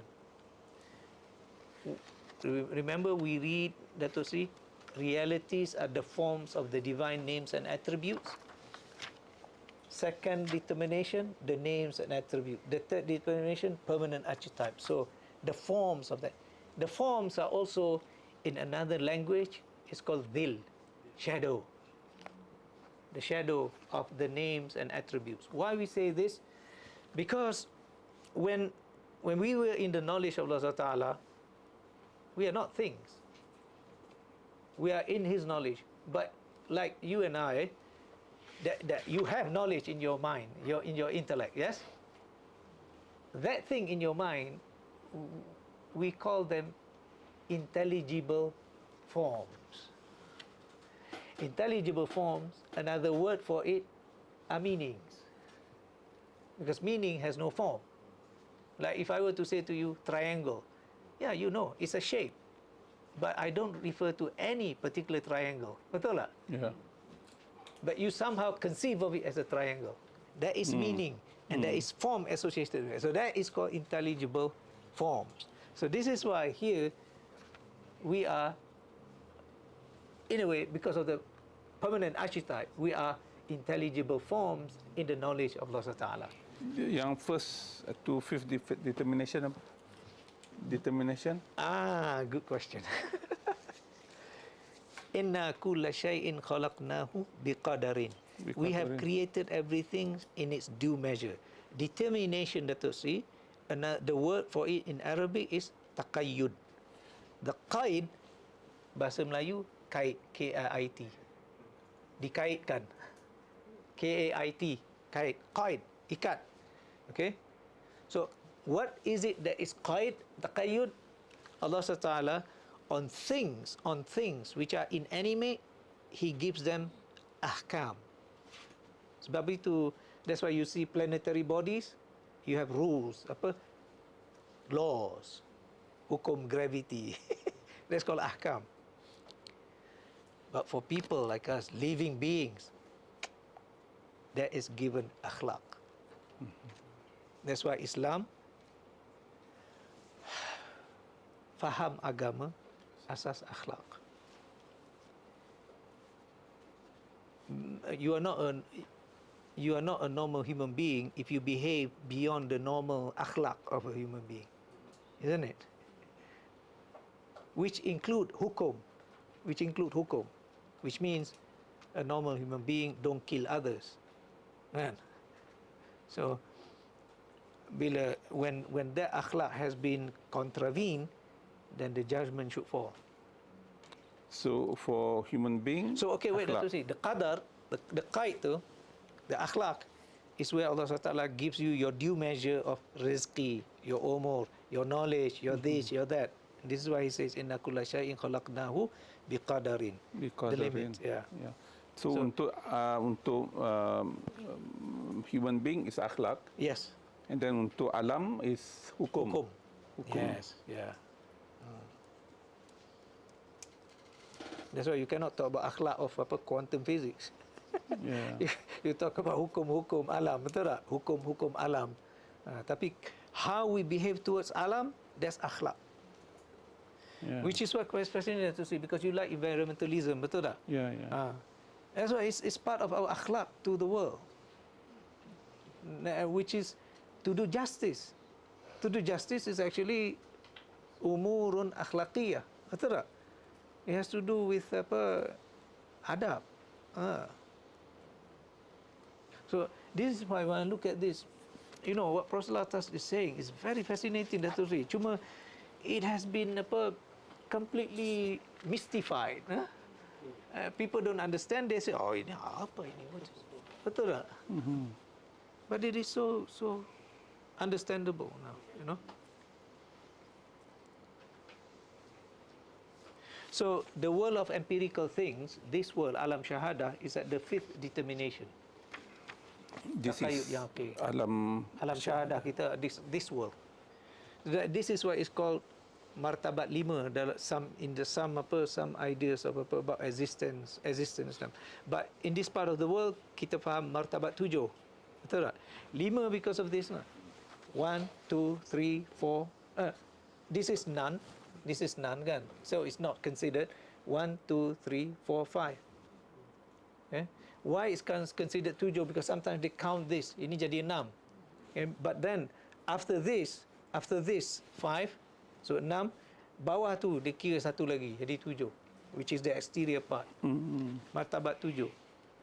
I think some of you who are in this will understand. Betul tak? Ada martabat 7, ada martabat 5.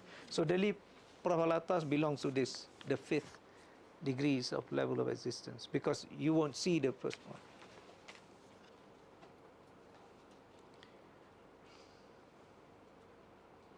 Ada soalan? Kita tak banyak masa ni. That fast? Yeah. Half an hour. Yeah. Yeah. Sorry. Yeah, go. Sorry. I just want to ask something that relates to the hadith that you put in these translations of Alatas. So in Ana Inda Zoni Abdi, of course, Al-Ghazali did not specifically relate that hadith on the idea of Ru'yatullah fil Akhirah, but he said that Ru'yatullah fil Akhirah has various degrees in which it depends on how we perceive God in this world. Yes. So of course, I think it's directly relates with that hadith. Yeah. And I also want to connect that with one of the ayah in the Quran, something about if you're blind of God in this world, and you also will be blind in the hereafter. But most of the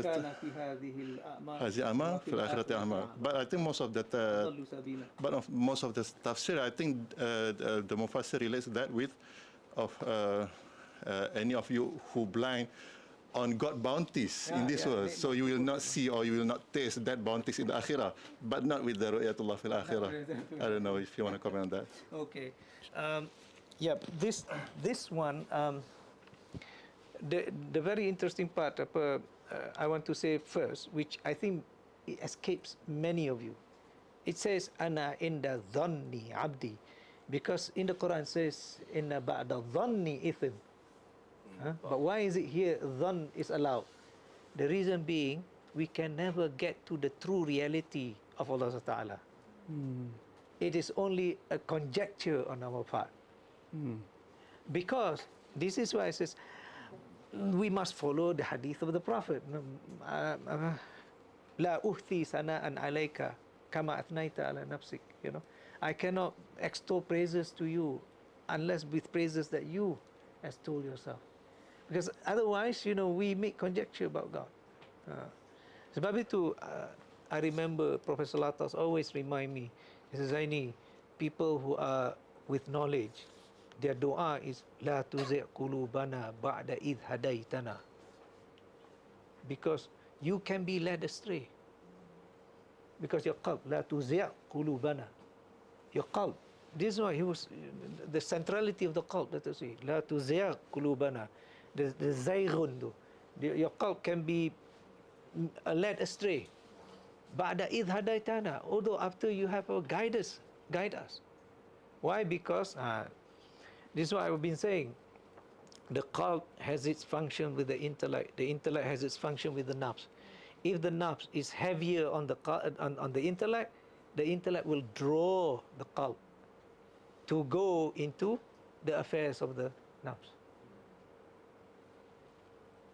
That's why the qalb becomes secondary and being left behind. The whole discussion is the Mi'yarul Ilm Ghazali talks about, and here Professor Alatas was saying, I think he makes it very clear dalam Wijdan. He says, Aqal is our Mi'yarul Ilm. You see? And he's along with Al-Ghazali on this part. It's very important that to hold on to this position, that the Aqal should be guiding the nafs. It is the measure for knowledge. Why? The Aqal that is already, how do you say? It's already guided by the qalb. And this is how I explain this. When Allah Ta'ala says, وَنَزَّلَهُ عَلَى قَلْبِكَ, revelation entered the qalb of the Prophet. And because of that, there's a hadith. There's a verse in the Quran. وَمَا يَنْتِقُ عَنِ الْهَوَىٰ إِنْ هُوَ إِلَّا وَحْيٌ يُوحَىٰ. Because the wahyu has shaped the qalb. And the qalb of the Prophet shaped his intellect. Therefore, when he speaks about things of the nafs, وَمَا يَنْتِقُ عَنِ الْهَوَىٰ إِنْ هُوَ إِلَّا وَحْيٌ يُوحَىٰ. It has been, the radio has been tuned to wahyu. His whole makeup of his, the akal. Itu yang Prof Alatas was saying, the akal must be, it's like the rider and the horse.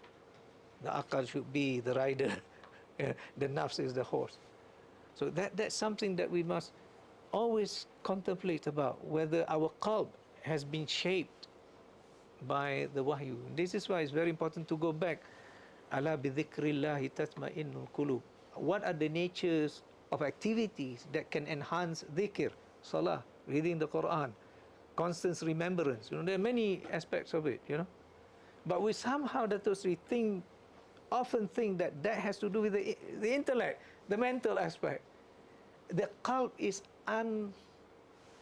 it's in the subconscious. We don't feel it, Dato see. I give you an example. How many of you can feel your heart working? You don't, betul tak? You just don't. It's just beating. But when you put it on your chest, your ear, you can hear. But you say that that's just some beating, but you ascribe it to the beating of the heart. But you don't feel your heart working. But for people who have problems with the heart, they know that their heart is in trouble. Like, you know, you have angina. You know, oh my God, it's painful in there. And you know something's wrong with the heart. See? Also like breathing, you don't feel your breathing. That's what the Quran describes. وَالصُّبْحِ إِذَا تَنَفَّسْ. You don't feel that this the fajr breaking, because it's like tanaffas. It's like breathing. You don't feel it. But for people with asthma and blocked nose, my God. It's only when you have problems that you realize you are alive. So many people have difficulties to connect between cult and akal. Yeah. Yeah. Sebab kalau wahyu kepada cult, Yeah. dia tak kepada akal. Yeah. So kalau misalnya kata orang sakit, assuming Sick people, Dato' Sri, because they're dealing with pain. Pain is closest to the nafs. okay, That is why. And that is why it is, we are, from our Islamic point of view, the pain is supposed to remind you of Allah Subhanahu wa Ta'ala, not to be, you know, involved ataupun too much on the pain, you know. to engross on the pain. Yes. Let me see. I have something because Dr. Hilmi was asking me this thing. Remember, tell me you were asking me about why is it some names and attributes do not point to God? Just like this, why is it that we are painful? Some people, they are very resentful towards God. Betul tak? Why God you give me this? Why me? Betul tak? It's supposed to be Alhamdulillah, you know. So, all divine names, notwithstanding the fact that some of them are contraries of others, they are opposite to others, like Jalal, Jamal, Hayat, Yuhyi wa Yumit, are identical with the very essence of the that of Allah Ta'ala itself, when they refer to the essence, But since each of the divine names in reality naming a special aspect, they name a special aspect, like Rahman, like Yuhyi, brings life, you know. Just only a special and particular form of the essence in the variety, multiplicity of its manifestation at different levels of its self-revealing aspect, each when pointing to its own, when pointing to that aspect alone, is describing only that special aspect or particular form and not the essence. What is this? Sorry to say, this is what the Christians believe. God is love. See? God is love. I'm sure if you follow a little bit of Christianity, and for them just to believe in the love of God, then you're safe. In fact, for them, just believe in Jesus, and Jesus is love, you know, and that's it. So this is what, then it's not God. You cannot believe, I believe in God that is ever merciful. No. God has its aspect. Sometimes, you know, he acts in a very just manner. So it's not identical with it, and each is not identical with the rest of the infinite number of divine names, which means one aspect of the one sifa is not the same as the other. They're never the same. Yeah. That is why, Dato see here, very interesting. What it teaches here is that opposites do not cancel out each other. They complement one another. But we have been taught, like in physics, plus, minus, cancel out. You know? Betul tak? And that's why in this world sometimes we have problem, you know. Cat hitam, do you cap putih on it? Then cancels out. Actually, you are adding burden. Betul tak? So this is what I found. Understanding these things, you know, it opens up many dimensions. Thus, every divine name, while being on one hand identical with God, and so with other divine names, on the other hand, it is independent by itself. I remember Prof. Alatas spent time explaining this to me. He said, you don't think of God as Rahman alone, Zaini. That would not be God. You think God is always merciful, God is always merciful. No. Because, for example, dalam case when Allah Ta'ala wants to punish a whole Korea, betul tak? He does it. Kan? Jabar Kohar. Huh? Sifat-sifat Allah. Jabar Kohar. Seri Hisab. He has everything, so you cannot deny that. Muntakim. Huh? Muntakim. Muntakim, yeah. He's Tapi di Malaysia memang kita fahamkan Allah. baik lagi. Itu dia buat dosa terus kan. Tak apa, Allah cuma taubat. I think this is very interesting discussion tentang ialah kita we are departing from traditional way of understanding. Oh, Dato, I'm sorry to correct you. This is the traditional way Okay. of understanding. The ones that we have been understanding is the corrupt way of understanding Islam. Our great ulama has been teaching this in Kitab Kuning, everything. I've read them, Dato. Yeah. Okay. Yeah. So probably the simplification so that easy for people to choose discipline to enter university. Yeah. Ya, nak buat usuluddin ke, nak buat syariah ke, nak buat tafsir hadis, itulah. I think we have to go back to Islam and secularism, Oh, yeah.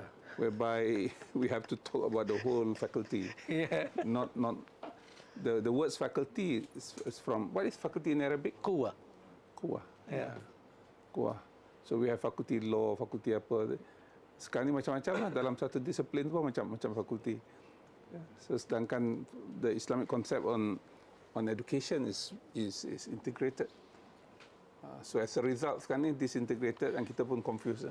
But you see, this is what I gathered from the works of al-Attas, that he is speaking way ahead of his time, and to a group of people who may, for many of them, may be superfluous to his discussion. Betul tak? Because our mind is not equipped to understand, to follow what he's talking about. That's why people find it very difficult. Why is he talking about these things? I remember some time ago, I asked him, I said, Prof, why not that many, I'm sorry if I hurt anyone, why aren't there many of your previous students? And he said, well, they just don't understand me. Yeah, I conquer that. Yeah. Sebab tu banyak orang yang saya jumpa when we talk about Alatas, dia punya kitab dua je, Islam and Secularism and betul ya, the public lecture for professorship. Yeah. Lepas tu dia stop, dia tak boleh nak pergi masuk prolegomena ni, dia tak, no one to explain. And I told Prof Zainiy proudly, I bought this book in 1991.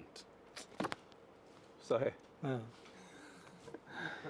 But it's very fascinating, Yeah. Dato' Sri, because, you know, So fascinating. I tried to get someone to teach me about this now because I was in JB at that time. It's very difficult for me to commute to PJ to listen to him. So I didn't attend the Saturday night class though. At that time there was no plus highway though. Yeah. In order from JB to KL, it costs you between 8 to 10 hours. Yeah, there's only two-way. So it's no joke for you to travel. So kita ada 5 minit. I just want to say one thing, Dato' Sri. For some reason, for some untold reason, but it is quite strange. I mean, the first makeup of people at Istaq when Professor Alatas, many of them are by accident, so I don't know what. So, you know, Professor Alatas, how do you say, he was asked to join Professor Alatas. And myself, I think because Professor Luan mentioned, and Professor Alatas has met me previously, that's why he asked me to come and join him. The call was sometime in 1989, so 1991, or maybe 1991, we flew back on the eve of the bombing of Iraq. But when Istaq started, suddenly there's this man called Professor Apasalan Achiganj, who's now the current holder of the Alatas' chair. And do you know how the story, how he get to know Professor Alatas? Professor Alatas was presenting his Islam and the Philosophy of Science at the Secretariat of Philosophy of Science in Penang. And Apasalan was attending. And he was listening in the gallery. He was so excited. Right after Professor Alatas finishes, everybody else sort of scattered around. Professor Apasalan went to him and said, "You are a living Muslim philosopher." See? And later on, when ISTA was established, he came. The other one's Mustafa Serij. Mustafa Serij came to Kuala Lumpur at the invitation of Abim. And he went to this Tradisi Ilmu, the bookstore at the Jalan Kampung Baru. near the Round Mosque, PJ. Oh yeah. Section 14. So he saw the book, Islam and Secularism. So he bought it, went to the hotel, read, and he looked at the acknowledgement, Petalin Jaya. So the next day he went to the same and said, "Look, this man is here. I want to meet him." And he met Professor Alatas. No, but the best part is, I studied under Professor Rahman at University of Chicago. Professor Wan studied under Professor Rahman at University of Chicago. Archie Gench studied under Professor Rahman at Chicago. Mustafa Sarish studied under Professor Rahman at University of Chicago. Something must be aligning in the planets, at that time.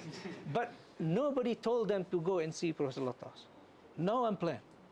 Myself, I remember one time after class, that's Seri, I was standing with Professor Rahman on the stairs of Oriental Institute because there would be a car picking him up to drive him to the train station.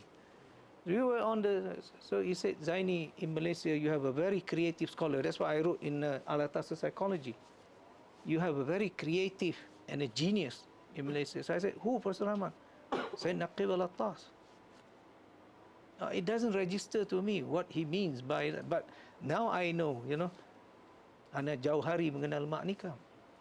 Only people of the same level can know, So if we reflect back between 1960s to I would say that 1988, we read Islam and Secularism,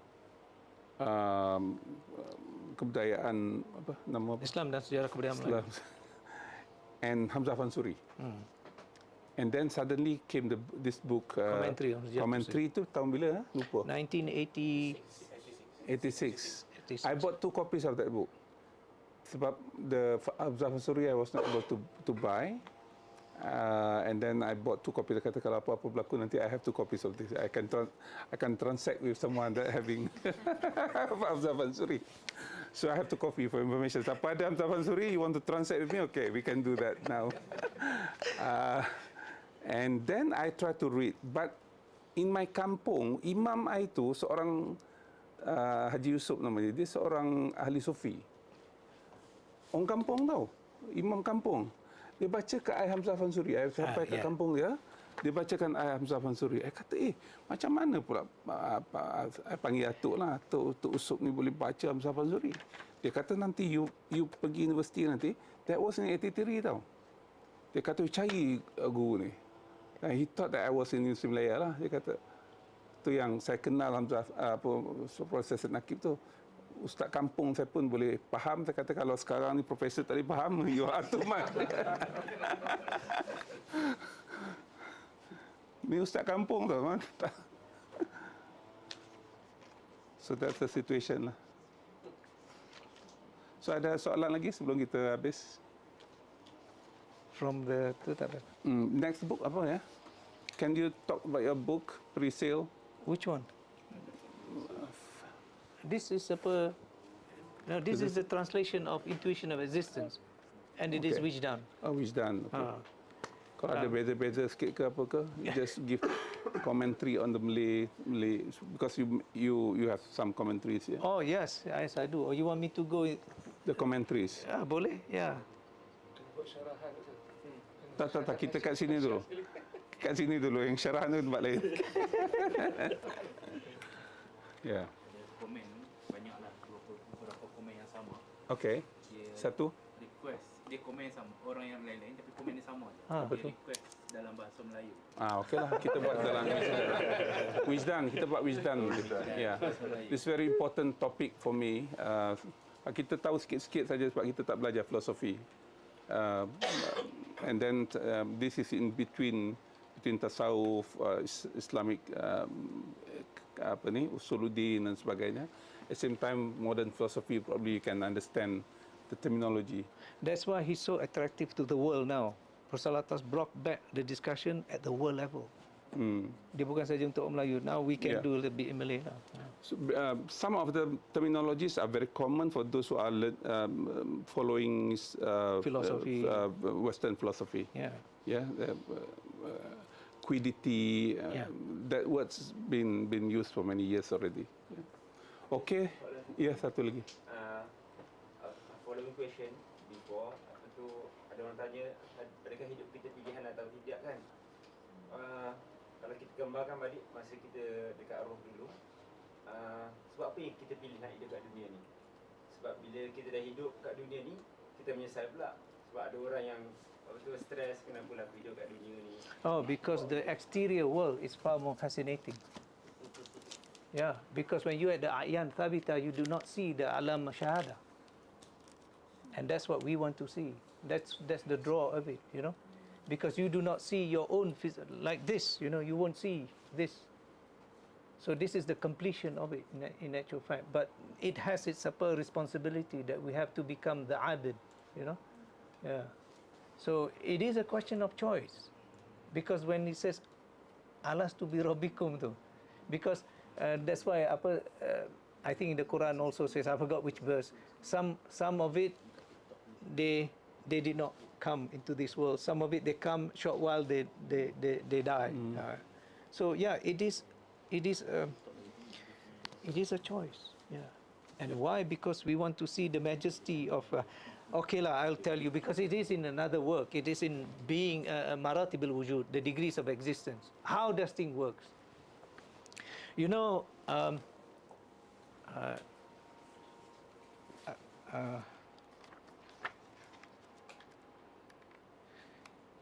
what is it that we read in Jawahir? Alhamdulillahilladzi something bidhatihi lidhatihi. Yeah? Okay. How, you did not ask tadi, how is it that we get to be forms of divine names and attributes? فَأَحْبَبْتُ أَنْ أُعْرِفَ, and I wanted to be known. I love to be known. This is why Prof. Alatas was saying that the mechanism or the process of which creation is brought into physical manifestation is hub. It's not the prime mover of Aristotle. He did not create the first motion, but out of love. So therefore love, not this love that we know, although the term is the same in Arabic, that's a different love. What happens is Allah Ta'ala looks into his essence, and then by looking an u'rifa, when he looks into his essence, the kamalat dhatiyah, the essential perfections of him becomes manifest to him. Now that become manifestation is something which is called, like now it's mentioned as Faidul Aqdas, but at some aspect it's also called as Nur. That's why it's called Nur Muhammad.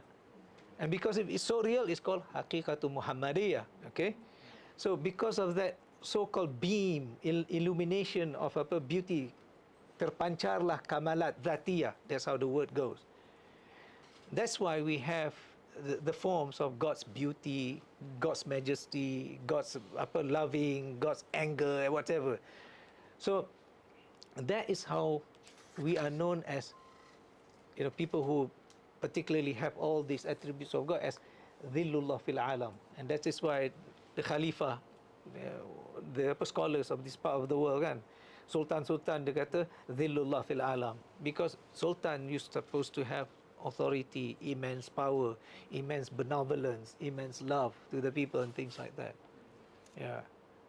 So yeah, that's why, because we want to, you see. So at that realm, so we don't know the specification of God's love, God's muntakim. At this realm, we know it. Yeah, because we know that at that level.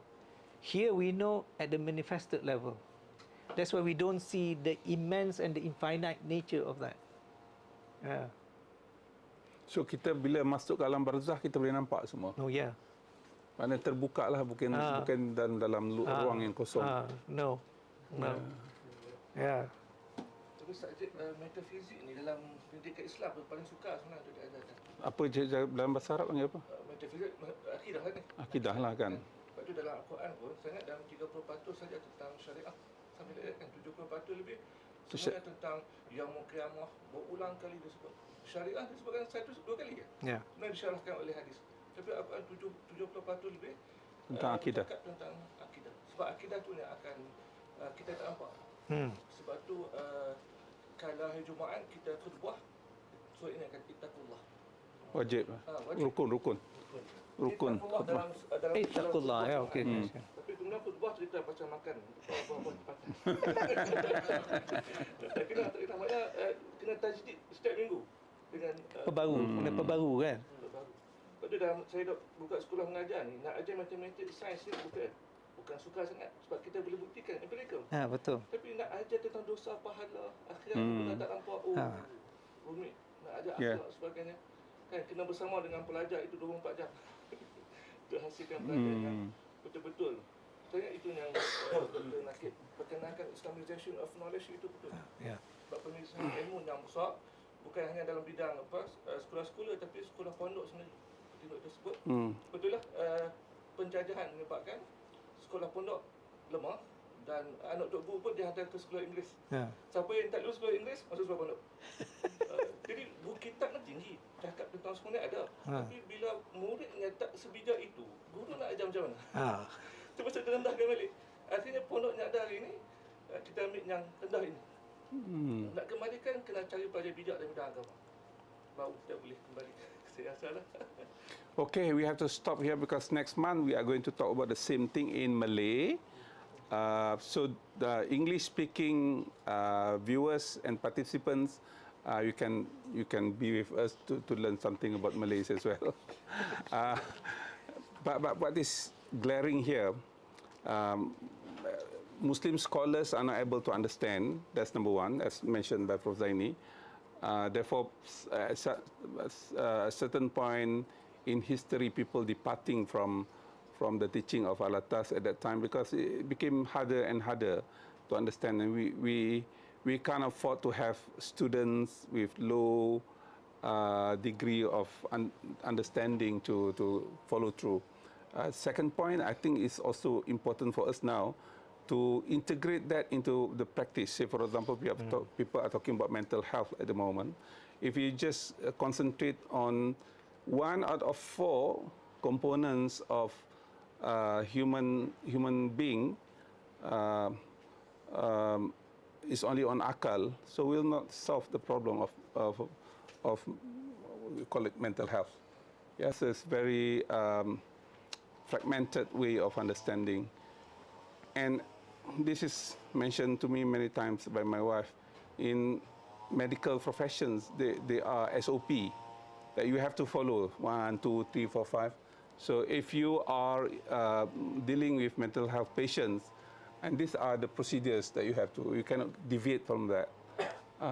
Say, for example, in dermatology, those who, STD patient, sexual transmitted diseases, you cannot ask them to use, to avoid engaging in haram activities, for example, because it's not there. So what is available in the protocol is use condom. That is what specific, very, very specific in the protocol. The same thing happening to mental health. You can ask them to make zikir because it is not in the protocol. So Muslim scholars, especially in Malaysia, we have to do that. As former KSU of Kementerian Kesihatan, so there is an possibilities under alternative medicine So this is where I think Chinese medicine going very fast. Yeah. So they translated everything into protocol that you can opt for.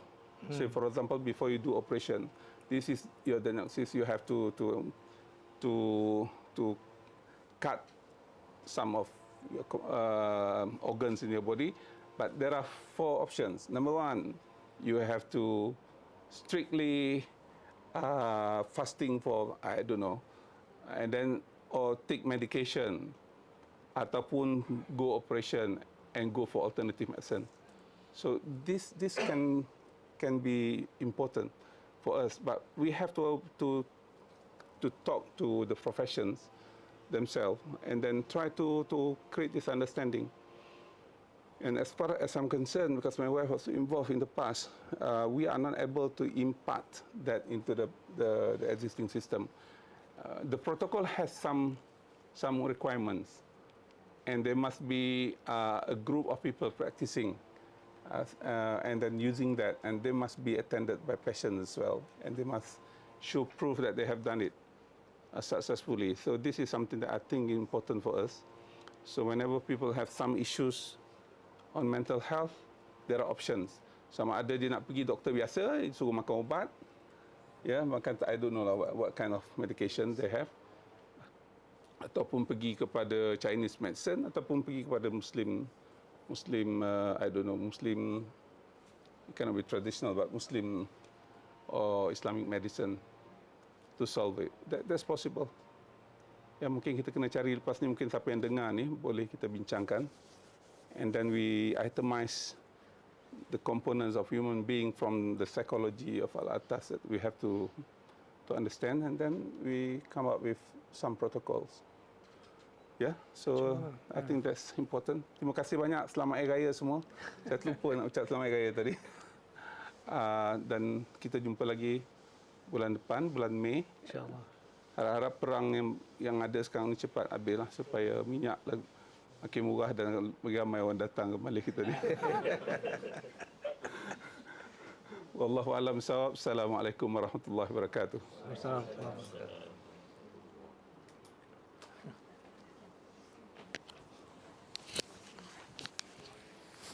Ini ada buku siapa nak?